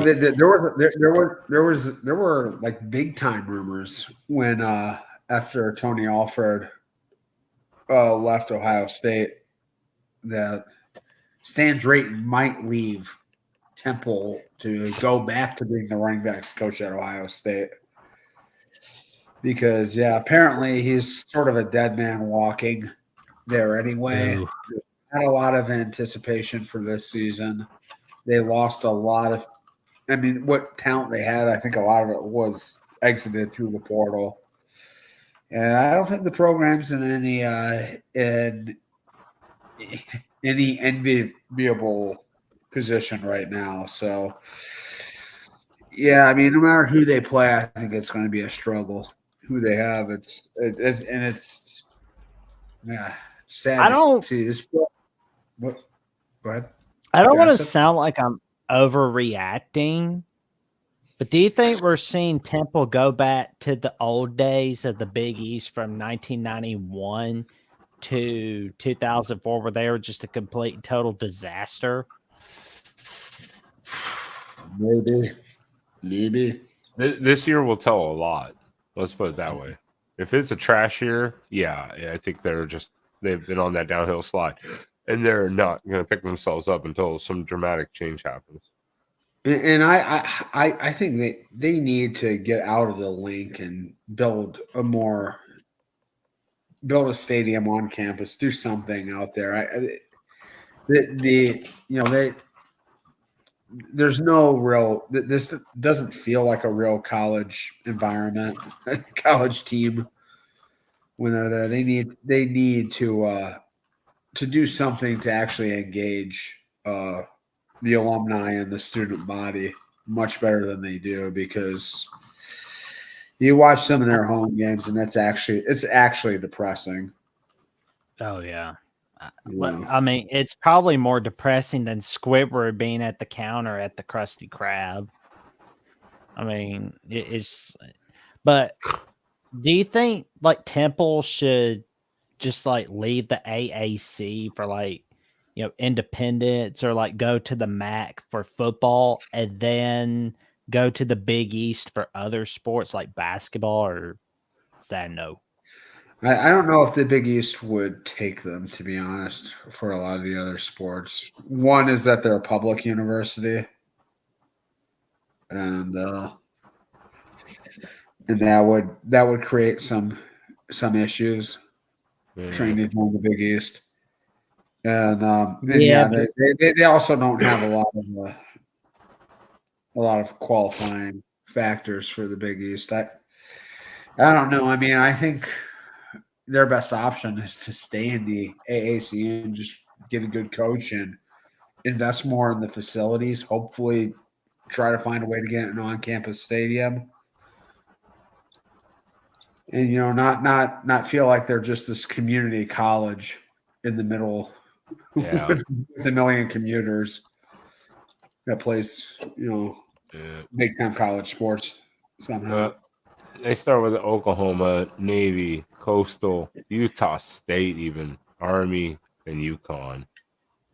I mean, if they can come out of this, I would say if they come out of this with 3 wins, that'd be a success to start the season. That's pretty ambitious. That's pretty ambitious, but I mean, I'm saying if they can come out of that with 3 wins, you've got to be going, all right, feeling pretty damn good. Yeah, feeling pretty damn good. Kurt Warner's son was their quarterback last year, and he left. I can't remember where he went, but I know that they've got another portal quarterback here.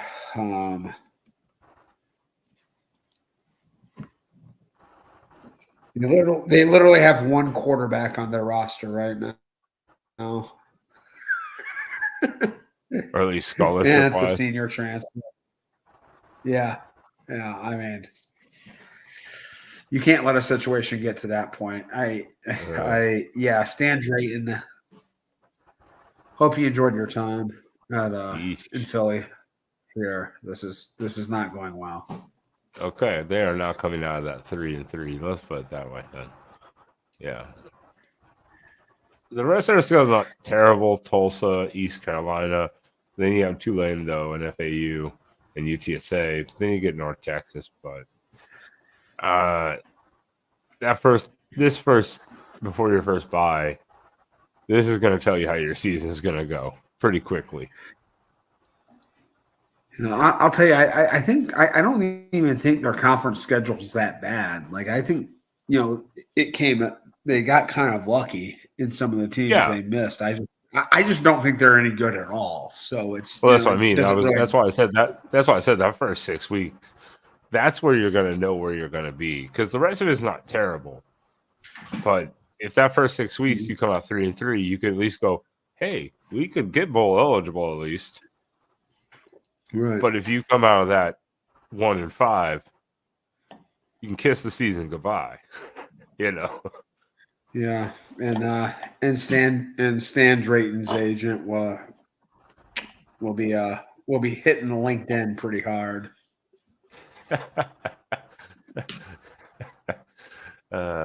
Poor Temple. Well, someone else that doesn't have as bad of time as Temple is the next team, but I need to touch upon this because I don't want to go, so I don't forget about it. Dave Valensky, once again, thank you for the super chat. Always appreciated. Everything's appreciated. And you've been very giving tonight to the channel and support. But why not have Army versus Navy on Thanksgiving Day or Black Friday? Well, it's just been its own traditional weekend. I mean, for however many years now, where it's been its own year after conference title games. That's yeah. I mean that's just always the tradition. It's kind of a separate. It's a game sort of separate from college football. It's viewed in this esteem that it's not exactly like the rest of the game. These schools aren't regular college football programs, so play it isolated from the rest of the season. That's how it's been forever. And I mean, like, if tradition should be honored at any place, it should be honored at these two schools. Like, right? I mean, like this game. I mean, everything else in college football that's been traditional and meaningful and sentimental has been, manipulated and compromised to this point. I think if you want to keep anything sacred, you keep the Army-Navy game sacred, right? Yeah, the only schools that keep it the same are the academy schools, really. Those are the only ones that really can't be affected in the sense of all this other stuff, because they're contractually obligated in their own way. I'll be honest, like some of the schools that don't want to renew some of their rivalries in a non-conference setting, they should look to Army, Navy, and Air Force, because they are like a good example of what college football teams should do more of. Yeah, they always play because they're playing for the Commander-in-Chief trophy. Mm-hmm. I mean, they're playing for it. So, hint, Florida, you should be more like those schools and play. Like, you got Florida State on there. Now you just need to add Miami to that list as well. I know you're playing Miami for home and home for this year and next year, but that's not good enough. Sorry. I mean, if I could push back on that a little bit, I mean, I like to see Florida. I like Florida, Utah too. I like when Florida plays like actual other opponents. I like these cross regional games. So they can do that too. They can add Utah. But then you're asking them to play like 3 very difficult out of conference games, and I mean, you've got other schools in the SEC that don't play any at all. I mean, is that really fair to be asking them? I mean, a lot of things in life aren't fair, Sean. That's the thing. I mean, if you want to be taken seriously as a blue blood or a conference contender or a playoff contender, you have to schedule like one. I agree. The one thing with Florida was they hadn't gone out of state for a non-con, or at least anywhere near that far. Since like 91 or something like that. It was like so that was like finally Florida, finally, and you lost to a third string backup. Good job. Yeah. But Dave, thank you very much. But yeah, I think it is. It's just tradition. It needs its own weekend. It's just that way. It's just one of those things where everyone gets to sit and watch that game and all the pageantry for the cadets, and it never ceases to fail to surprise people and just kind of always come down to like the final 5 minutes of the game. No matter how everyone says, "Oh, The whole game is so boring. It's like, no, okay, then just go to the last 5 minutes, and you'll be like, what the hell? And it is always a better's delight. The under in that game hits pretty much every single year. Majority of the time, like 90% of the time, probably. Yeah, I think it went a stretch of 17 straight years not hitting the over. Yeah, most Academy games, if there's an over-under of like 31 or more, take the under or something like that.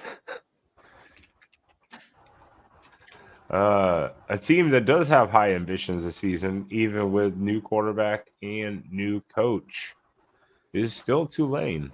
They still do have a high expectation, I would assume. But they are not getting an easy schedule right out the gate.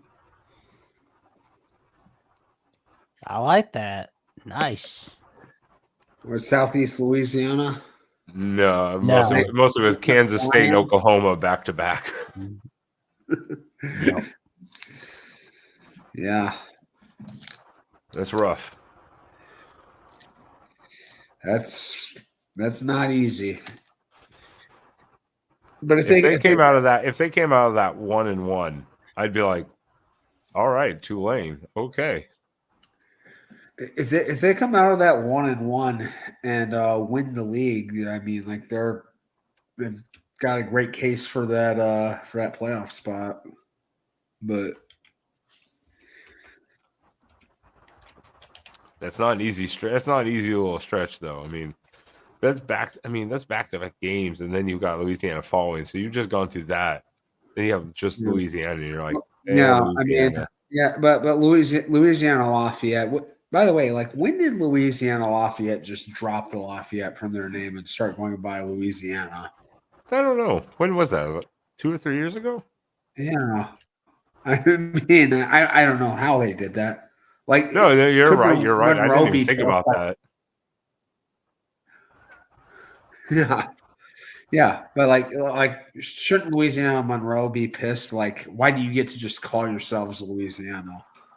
But either way, the Raging Cajuns have really fallen off since Billy Napier left. I mean, like that really shouldn't be that difficult of a game for them. And then they have South Florida and UAB before their bye week. That's a rough start of the first part of the year. It is. But I mean, like if they can get through that, with 2 losses or less, I mean, they'll be making a statement that we're not as far down as some people might think we are. And competing, even if they lost both these, in competing against these two teams would be a pretty good statement. Yes. Then they great. but like I mean the next few weeks, oh my God. This is the next 4 weeks, that is a dream spot. Yeah. They get a nice rest and then they get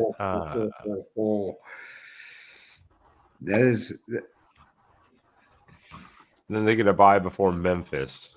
That's always a good spot. It's a good spot to have a bye. And they host Memphis. Yeah, you get a bye, Rice, North Texas, Charlotte, and Temple. There might not be a team in the country with a softer run than that at that point in the season. It's this. This is that. Yeesh. Yeah.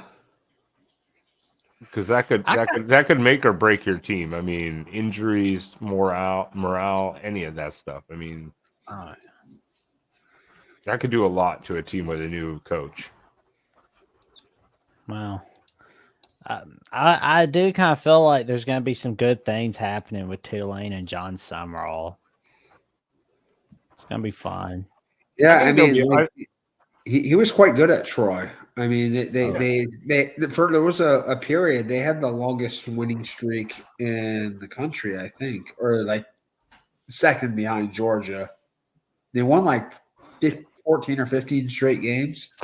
Yeah, no, I think they'll be okay. It's just That's a tough way to start at a new team. I think they'll be okay though, but that's a tough way to start. Then again, our next team, who's been on a downhill slide, doesn't have the easiest start either. No, I don't expect much from Tulsa this year. I don't think anyone does. Northwestern State, not Northwestern State. Let's clarify this. Huge difference between those two schools. Arkansas State, I don't think we expect anything from Arkansas State. But they do have to host Oklahoma State. Oh, yeah. Yeah, I kind of feel like Oklahoma State is trying to show Oklahoma they're fine without them by saying, here's our not rival Tulsa and here's our not rival Colorado. I mean, this is what I mean. Be more like Army, Navy, and Air Force, Oklahoma State. I mean, you can keep Arkansas, you can keep your other Power 5 games, but in the meantime, either move the FCS game to week 0, but or just like I don't know, but Bedlam needs to be back already. But as for Kevin Wilson, Sean, you had some questions about him. What do you think's gonna be happening with the Kevin Wilson era at Tulsa in 2024? I think offensively they're going to take a pretty big step forward, and I think they'll be one of the more dynamic and explosive offenses in the league. I think this is a team that could surprise. I mean, last year, he took over a not good situation, and they're not ready to compete for a title as a team. They've got too many holes, but everywhere he goes, the offenses really explode. He's an elite offensive mind in the game. That was when he was at Indiana. They managed to put offenses on the field that threaten people. So, and I think last year after he left Ohio State, there was something of a drop off in the offensive production. So, he's a. I think he's a great mind. I don't know if he's the best administrator of a program, but Tulsa's a team to keep an eye on in this league for sure, because I think they can put. I really do think even that Oklahoma State game, I could think they can put the fear of God into probably anyone they play. Yeah, I just don't think the consistency will be there. I think that's the book on Kevin Wilson. It depends on too what type of Oklahoma State team you're getting. Are you getting that one last year where they were like up, down, up, down, up? They had those moments where you're like, damn, and then other moments you're like, what the hell? Well, and I notice that. Well, and I know Texas Oklahoma State is going to be the week after Oklahoma State plays Arkansas. So, does anybody think that could be like there's trap game vibes all over it, or no? Wait, which? I'm sorry, Jackson. Which one did you say? Tulsa, Oklahoma State, because I mean the week before Oklahoma State will be playing Arkansas, but I wonder if this game has trap game vibes written all over it. Yeah. Well, for sure. Oklahoma State was like the least consistent team in the country last year, and I feel like it's been that way for a while. Like they will just lay a turd randomly. I mean, like they'll lose 33-7 to South Alabama, and then play in the Big 12 title game like that. Yeah.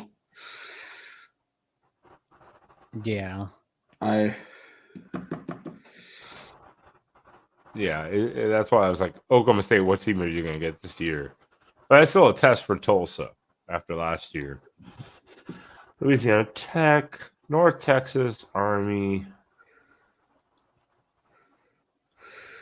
Temple, UTSA, UAB, East Carolina, South Florida, and Florida. It's not the worst schedule by any means. No, not at all.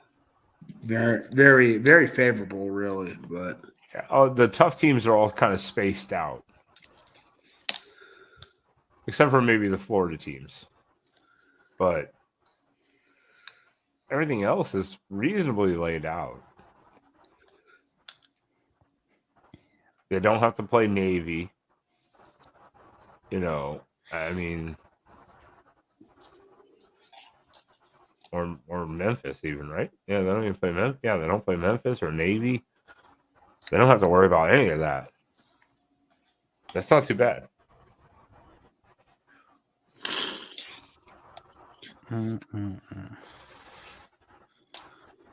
Jason O has a question. I don't know if the answer is one. Is Tulsa the smallest 1A school? I think it is.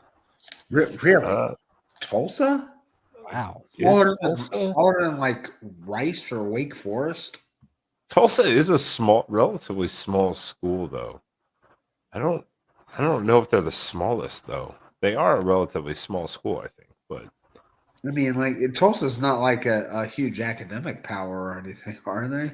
Well, I know they're not, but that may not make them that might not make them the smallest. Because Rice, I would think, would be smaller because of academic purposes. But yeah, they're definitely on the smaller end. But I don't know if they're the smallest.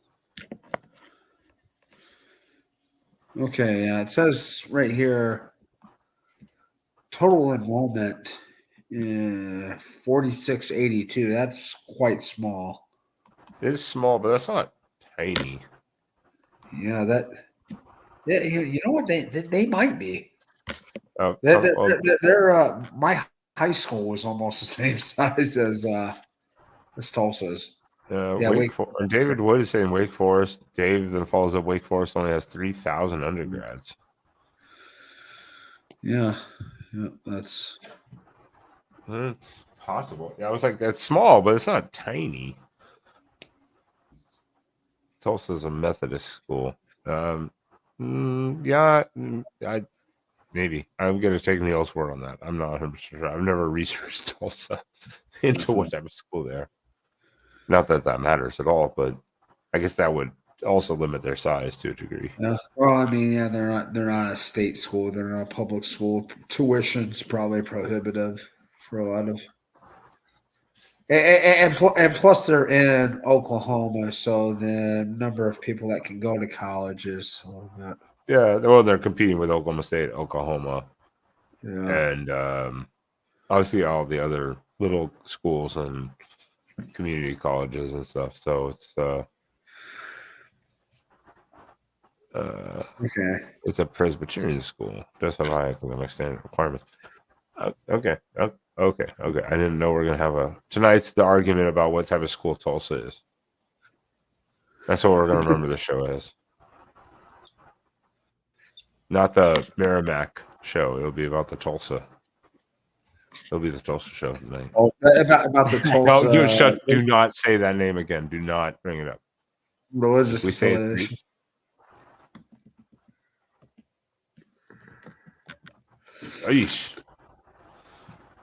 Okay, got UTSA. I was going to say, if Tulsa only has 2,600, that would mean they are Presbyterian. I was going to say, if Tulsa only has 2,600, that means their football team is literally what, like 126 of their 126 of their fucking total enrollment. Anyways, yes, UTSA. Let's go, Roadrunners. Let's do this. Meet. As Jeff Traylor comes back once again. Frankie Harris has left and I think actually gone into retirement. I believe he is collecting Social Security now. So I love how you guys always make fun of people that have stayed around for like 5 years, but they're not that old. Yeah. Frankie Harris was like an 8th year senior last year.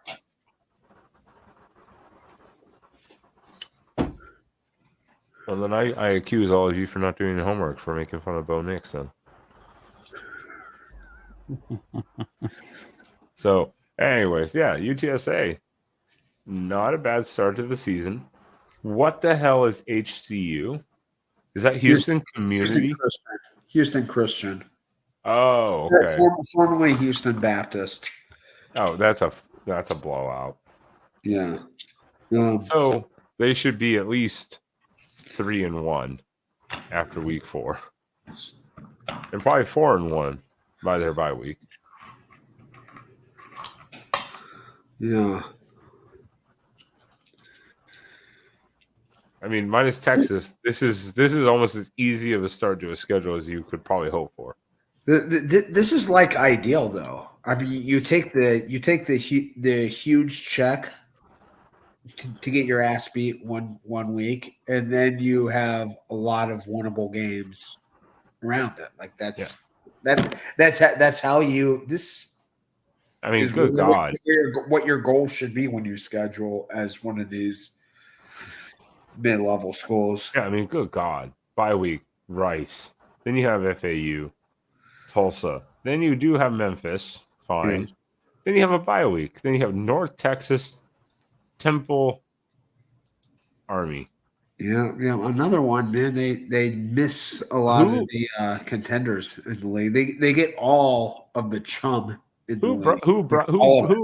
Who at Texas? Who at UTSA bribed the conference to give them this schedule? Because this schedule is, I had not even paid attention. I'm like, I would take this schedule any day of the week. I'll take an ass beating from Texas even. Yeah. UTSA Texas State looks like an underrated game. It could be. Texas State does show up for these in-state kind of games. Texas State does. I'll give them that. They don't show up for much else, though. And yeah, for those being 2 road games, it's not a terrible travel going to San Marcos, San Marcos and Austin. Those are like an hour away, both of them. Right? I was about to say, I was like, so San Marcos is literally like probably like 45 minutes to an hour, yeah, and then UT is like maybe an hour and 20 minutes, hour and 30 tops. I mean, that's not exactly the worst little bus rides. No. Up the road. So yeah, no, and this looks like a schedule. I mean, that maybe you look to some win totals this year, and you bet the over on UTSA. It probably won't be like higher than like 6.5 or 7.5, and they could definitely do better than that. I wouldn't be surprised if they have a 8 total win. I mean, it's possible they could have 10 if they win like a couple. No, I mean, I'm saying I wouldn't be surprised if the odds were 8. Oh, yeah. Yeah. I mean, just with this schedule, I mean, I'm kind of going 8 is very manageable, I would think. Oh, yeah. It'll be huge. I mean, unless something goes off, just totally falls apart right at the beginning of the season, I don't see how they couldn't win at least 8. With missing Tulane and all that. It's like Kennesaw State's first. There'll be Kennesaw State's first game as an FBS school. Pardon me. Kennesaw State moving up to the to FBS this year in the Conference USA. Yep. It was kind of weird though. Like I'm happy they're in, but still, it's just like, wow, they're in the FBS. That's pretty cool. Mm-hmm. There should be more schools in Georgia, more FBS schools in Georgia. There's nobody. I mean, outside of Georgia Tech, is there anybody else? FBS, Georgia Southern, right? And Georgia State. Yeah. So there's a little more. So, but that's like one of the most. That's like maybe the most talent rich per capita states in the country. You get about as many players from from Georgia as you do anywhere in the country. So they should have more than 4 FBS programs. Well, I think UTSA has a pretty reasonable schedule there. I mean, by far compared to some. I will say here, Ralph had a question earlier, and I didn't mention it. I started it for us, but he says Memphis UTSA for the conference championship. I would say that's pretty reasonable. I'd say that's a pretty reasonable expectation or guess. Ralph did have a question way back when I started for this purpose. Can a team from the AAC get an auto bid? Is the question. Well, I mean, they wouldn't be an auto bid. They would have to earn it as like the top ranked. Well, they'd get the auto bid as in being the top ranked. They would get the G5 bid. I mean, I think Memphis is as good a candidate as anyone.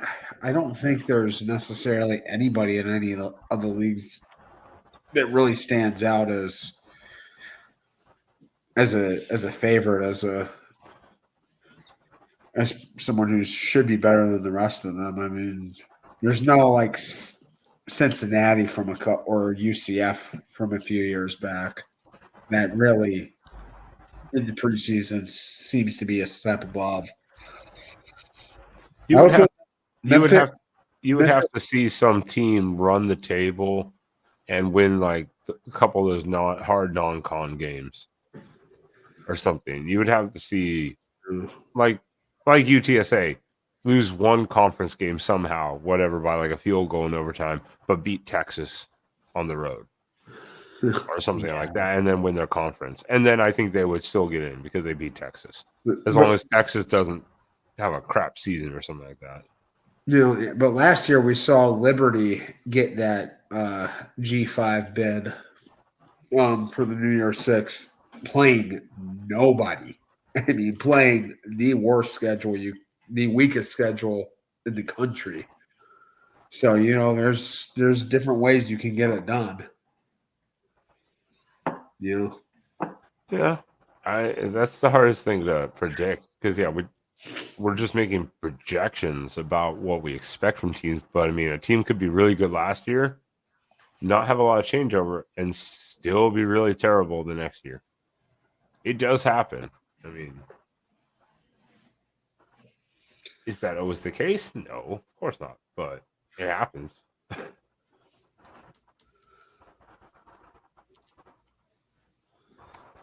I like Sean Frozen. I don't have to pay attention to him. I'm frozen? Your face froze. Yeah. It's not pleasant to look at. Face and hand froze. Yeah, it's not pleasant to look at, but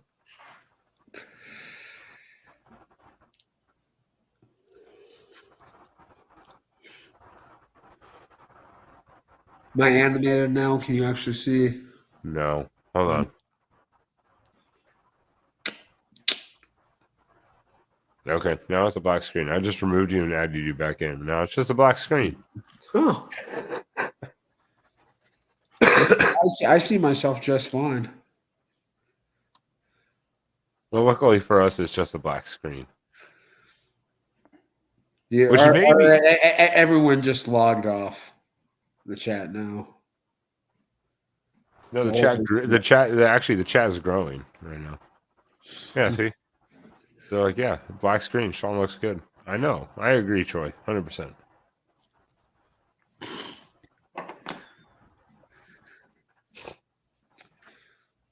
Okay, have we beaten this horse hard enough? It's been beaten to death for like an hour and a half by now. I don't know how we keep doing this.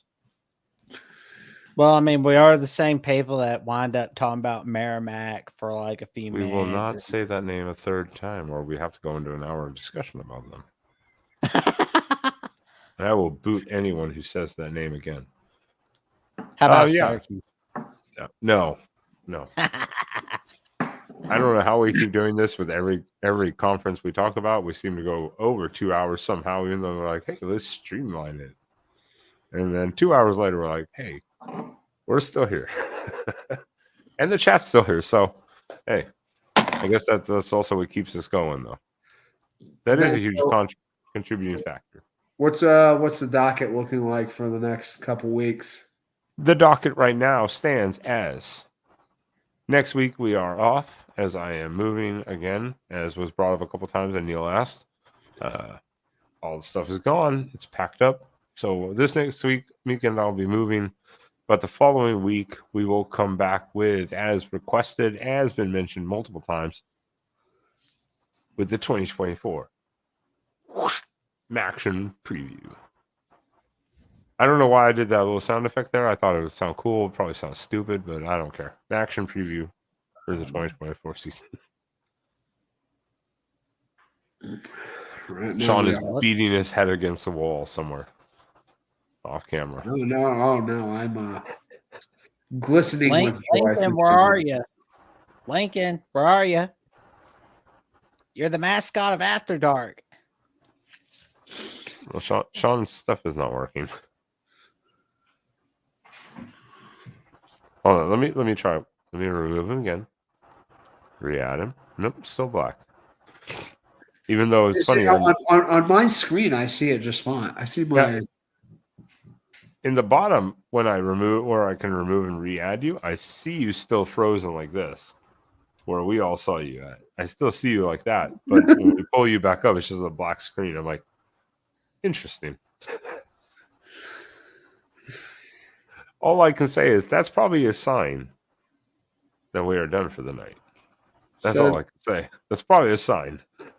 I was just saying, this is an interesting question from Neil. The Canadian schools, were there Canadian schools talking about joining the NCAA? I would imagine it'd be schools like Toronto, McGill, Simon Fraser, schools like that. Western Ontario.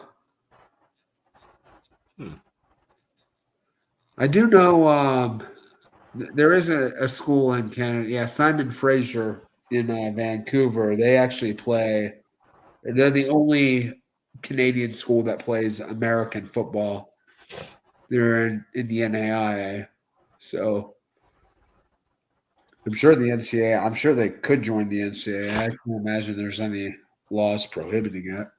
Yeah, I guess as long as most Canadian schools should meet all the same academic quotas. I would assume it's a North American thing.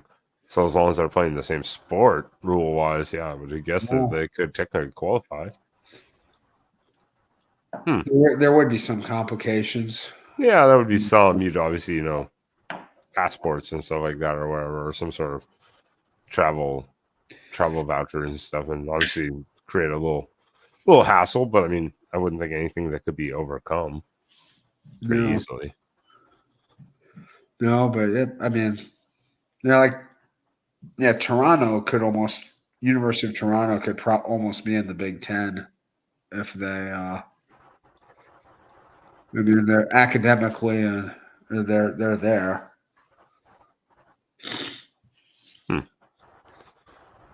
Interesting. Yeah, we'll have to follow that. We'll have to see. I haven't really looked into that. Neil, yeah, the one in Montreal. That's McGill University for sure. I would imagine they're trying to join. Yeah, I haven't looked into that. We'll have to keep up on that because that'd be interesting, wouldn't it? Oh yeah. All right. Well, everyone, that concludes the AAC 2024 schedule preview. For the hosts, the guests here, host, co-host, whatever you want to freaking call yourselves, please, once again, let everyone know where they can find you and stalk you if they so choose to, starting with you, Jackson, and then black screen down below.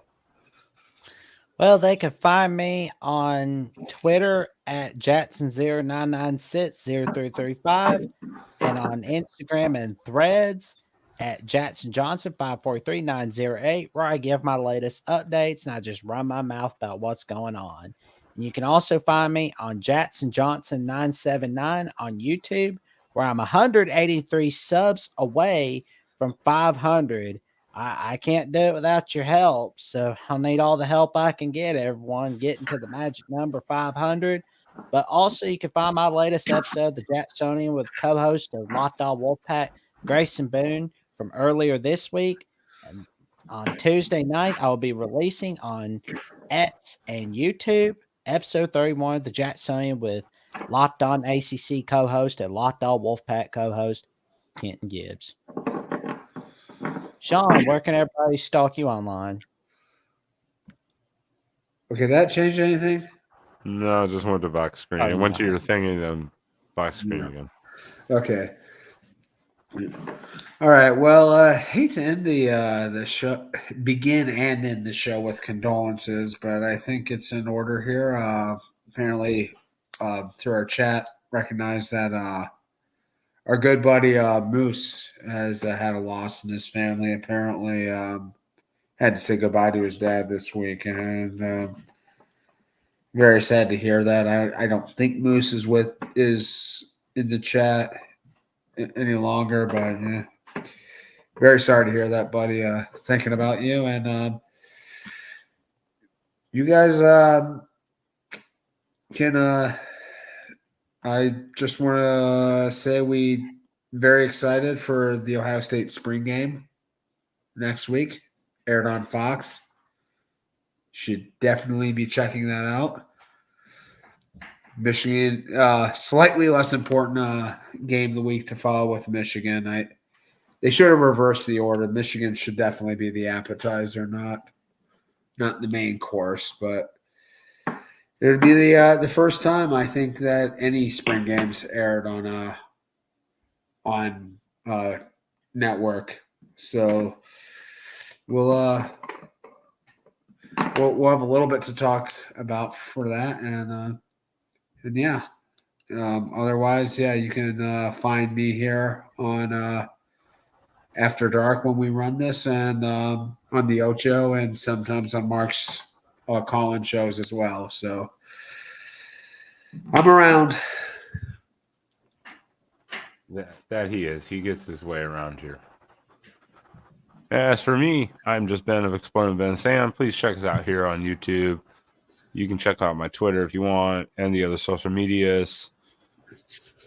Don't do too much. You can check me out also on Tuesdays or Wednesdays when we do the Oregon Live show. This week we're off because of our move stuff, but also we're prepping for the spring game preview, especially. But tomorrow night and Thursday night, we will be doing my late night hangouts on my channel. So I know a bunch of you have been in there. Troy has dropped by. Multiple other people have dropped by in our live channel. It has nothing to do with sports. It's a little off the hinge. So if you have, if you need to have earmuffs on and you're sensitive to language, don't tune in. But if you're not, definitely check it out on my channel tomorrow night, Monday night at like 11:30 Central Time. And other than that, we're off next week, but we'll be back the following Sunday, which will be the 21st for 21st April. For the Maction 2024 schedule preview. And a reminder, tonight, April 8th, 7 p.m. Eastern, the main channel and the Texas channels. Please check out the launch party coming up today. So make sure you check that out. As well as I believe the Ocho will be on too, Jackson. No, the Ocho's off this Monday. The Ocho is off this Monday. All right. Well, then, more of the reason, check out the Texas show coming up, the launch party. 7 With p.m. Mark Eastern. Rogers, Matthew Miller, and Illini Cast's very own Sonny Verma. There you go. There you go. So fill your Monday night up right here on the main channel or the Texas channel. And as of that, or other than that, rather, to everyone who dropped the super chats, we appreciate you. And that is true, Troy. If you need a safe space, my show on my channel on Monday and Thursday nights probably I not saw for where you. you had a clip of Brickleberry on there. That was hilarious. Oh, I have multiples. I can do Brickleberry. I can't do no, I can't do Brickleberry. I can do Paradise PD. I can't do Brickleberry gets copyrighted immediately. Oh man. Yeah, they copyright Brickleberry immediately. I am so. I like the bear. He's funny. Malloy. Yeah. He's spoiled though. Should I be like some of the people that follow your other content who sometimes spam the football chats? Can I should I show up and spam those other one? Your regular You can. But there is no football chat. It's just all the other stuff. But yeah, as for tonight, we'll be back in 2 weeks with the action. Please check out the Texas relaunch tonight in place of the Ocho. And other than that, again, thank you to everyone who super chatted. Thank you for the whole chat being here. Thank you for all the super chats that were done. Thank you for the whole panel here. All three of us. Because we're freaks. And we can't get enough of this. I mean, like we have anything better to do, I guess. sleep, baby. Who knows? No, it's overrated. Yeah. It's You only sleep in May. Where is it? Are you kidding me again? I hate my life. Oh, there we go. Until next time. Oh, and thank you, Neil. Let's go Wolf back. But other than that, play me out, Pop Tart. I'm a third-degree Mason referee. I'm just ignoring what you're doing behind me. He's pulling the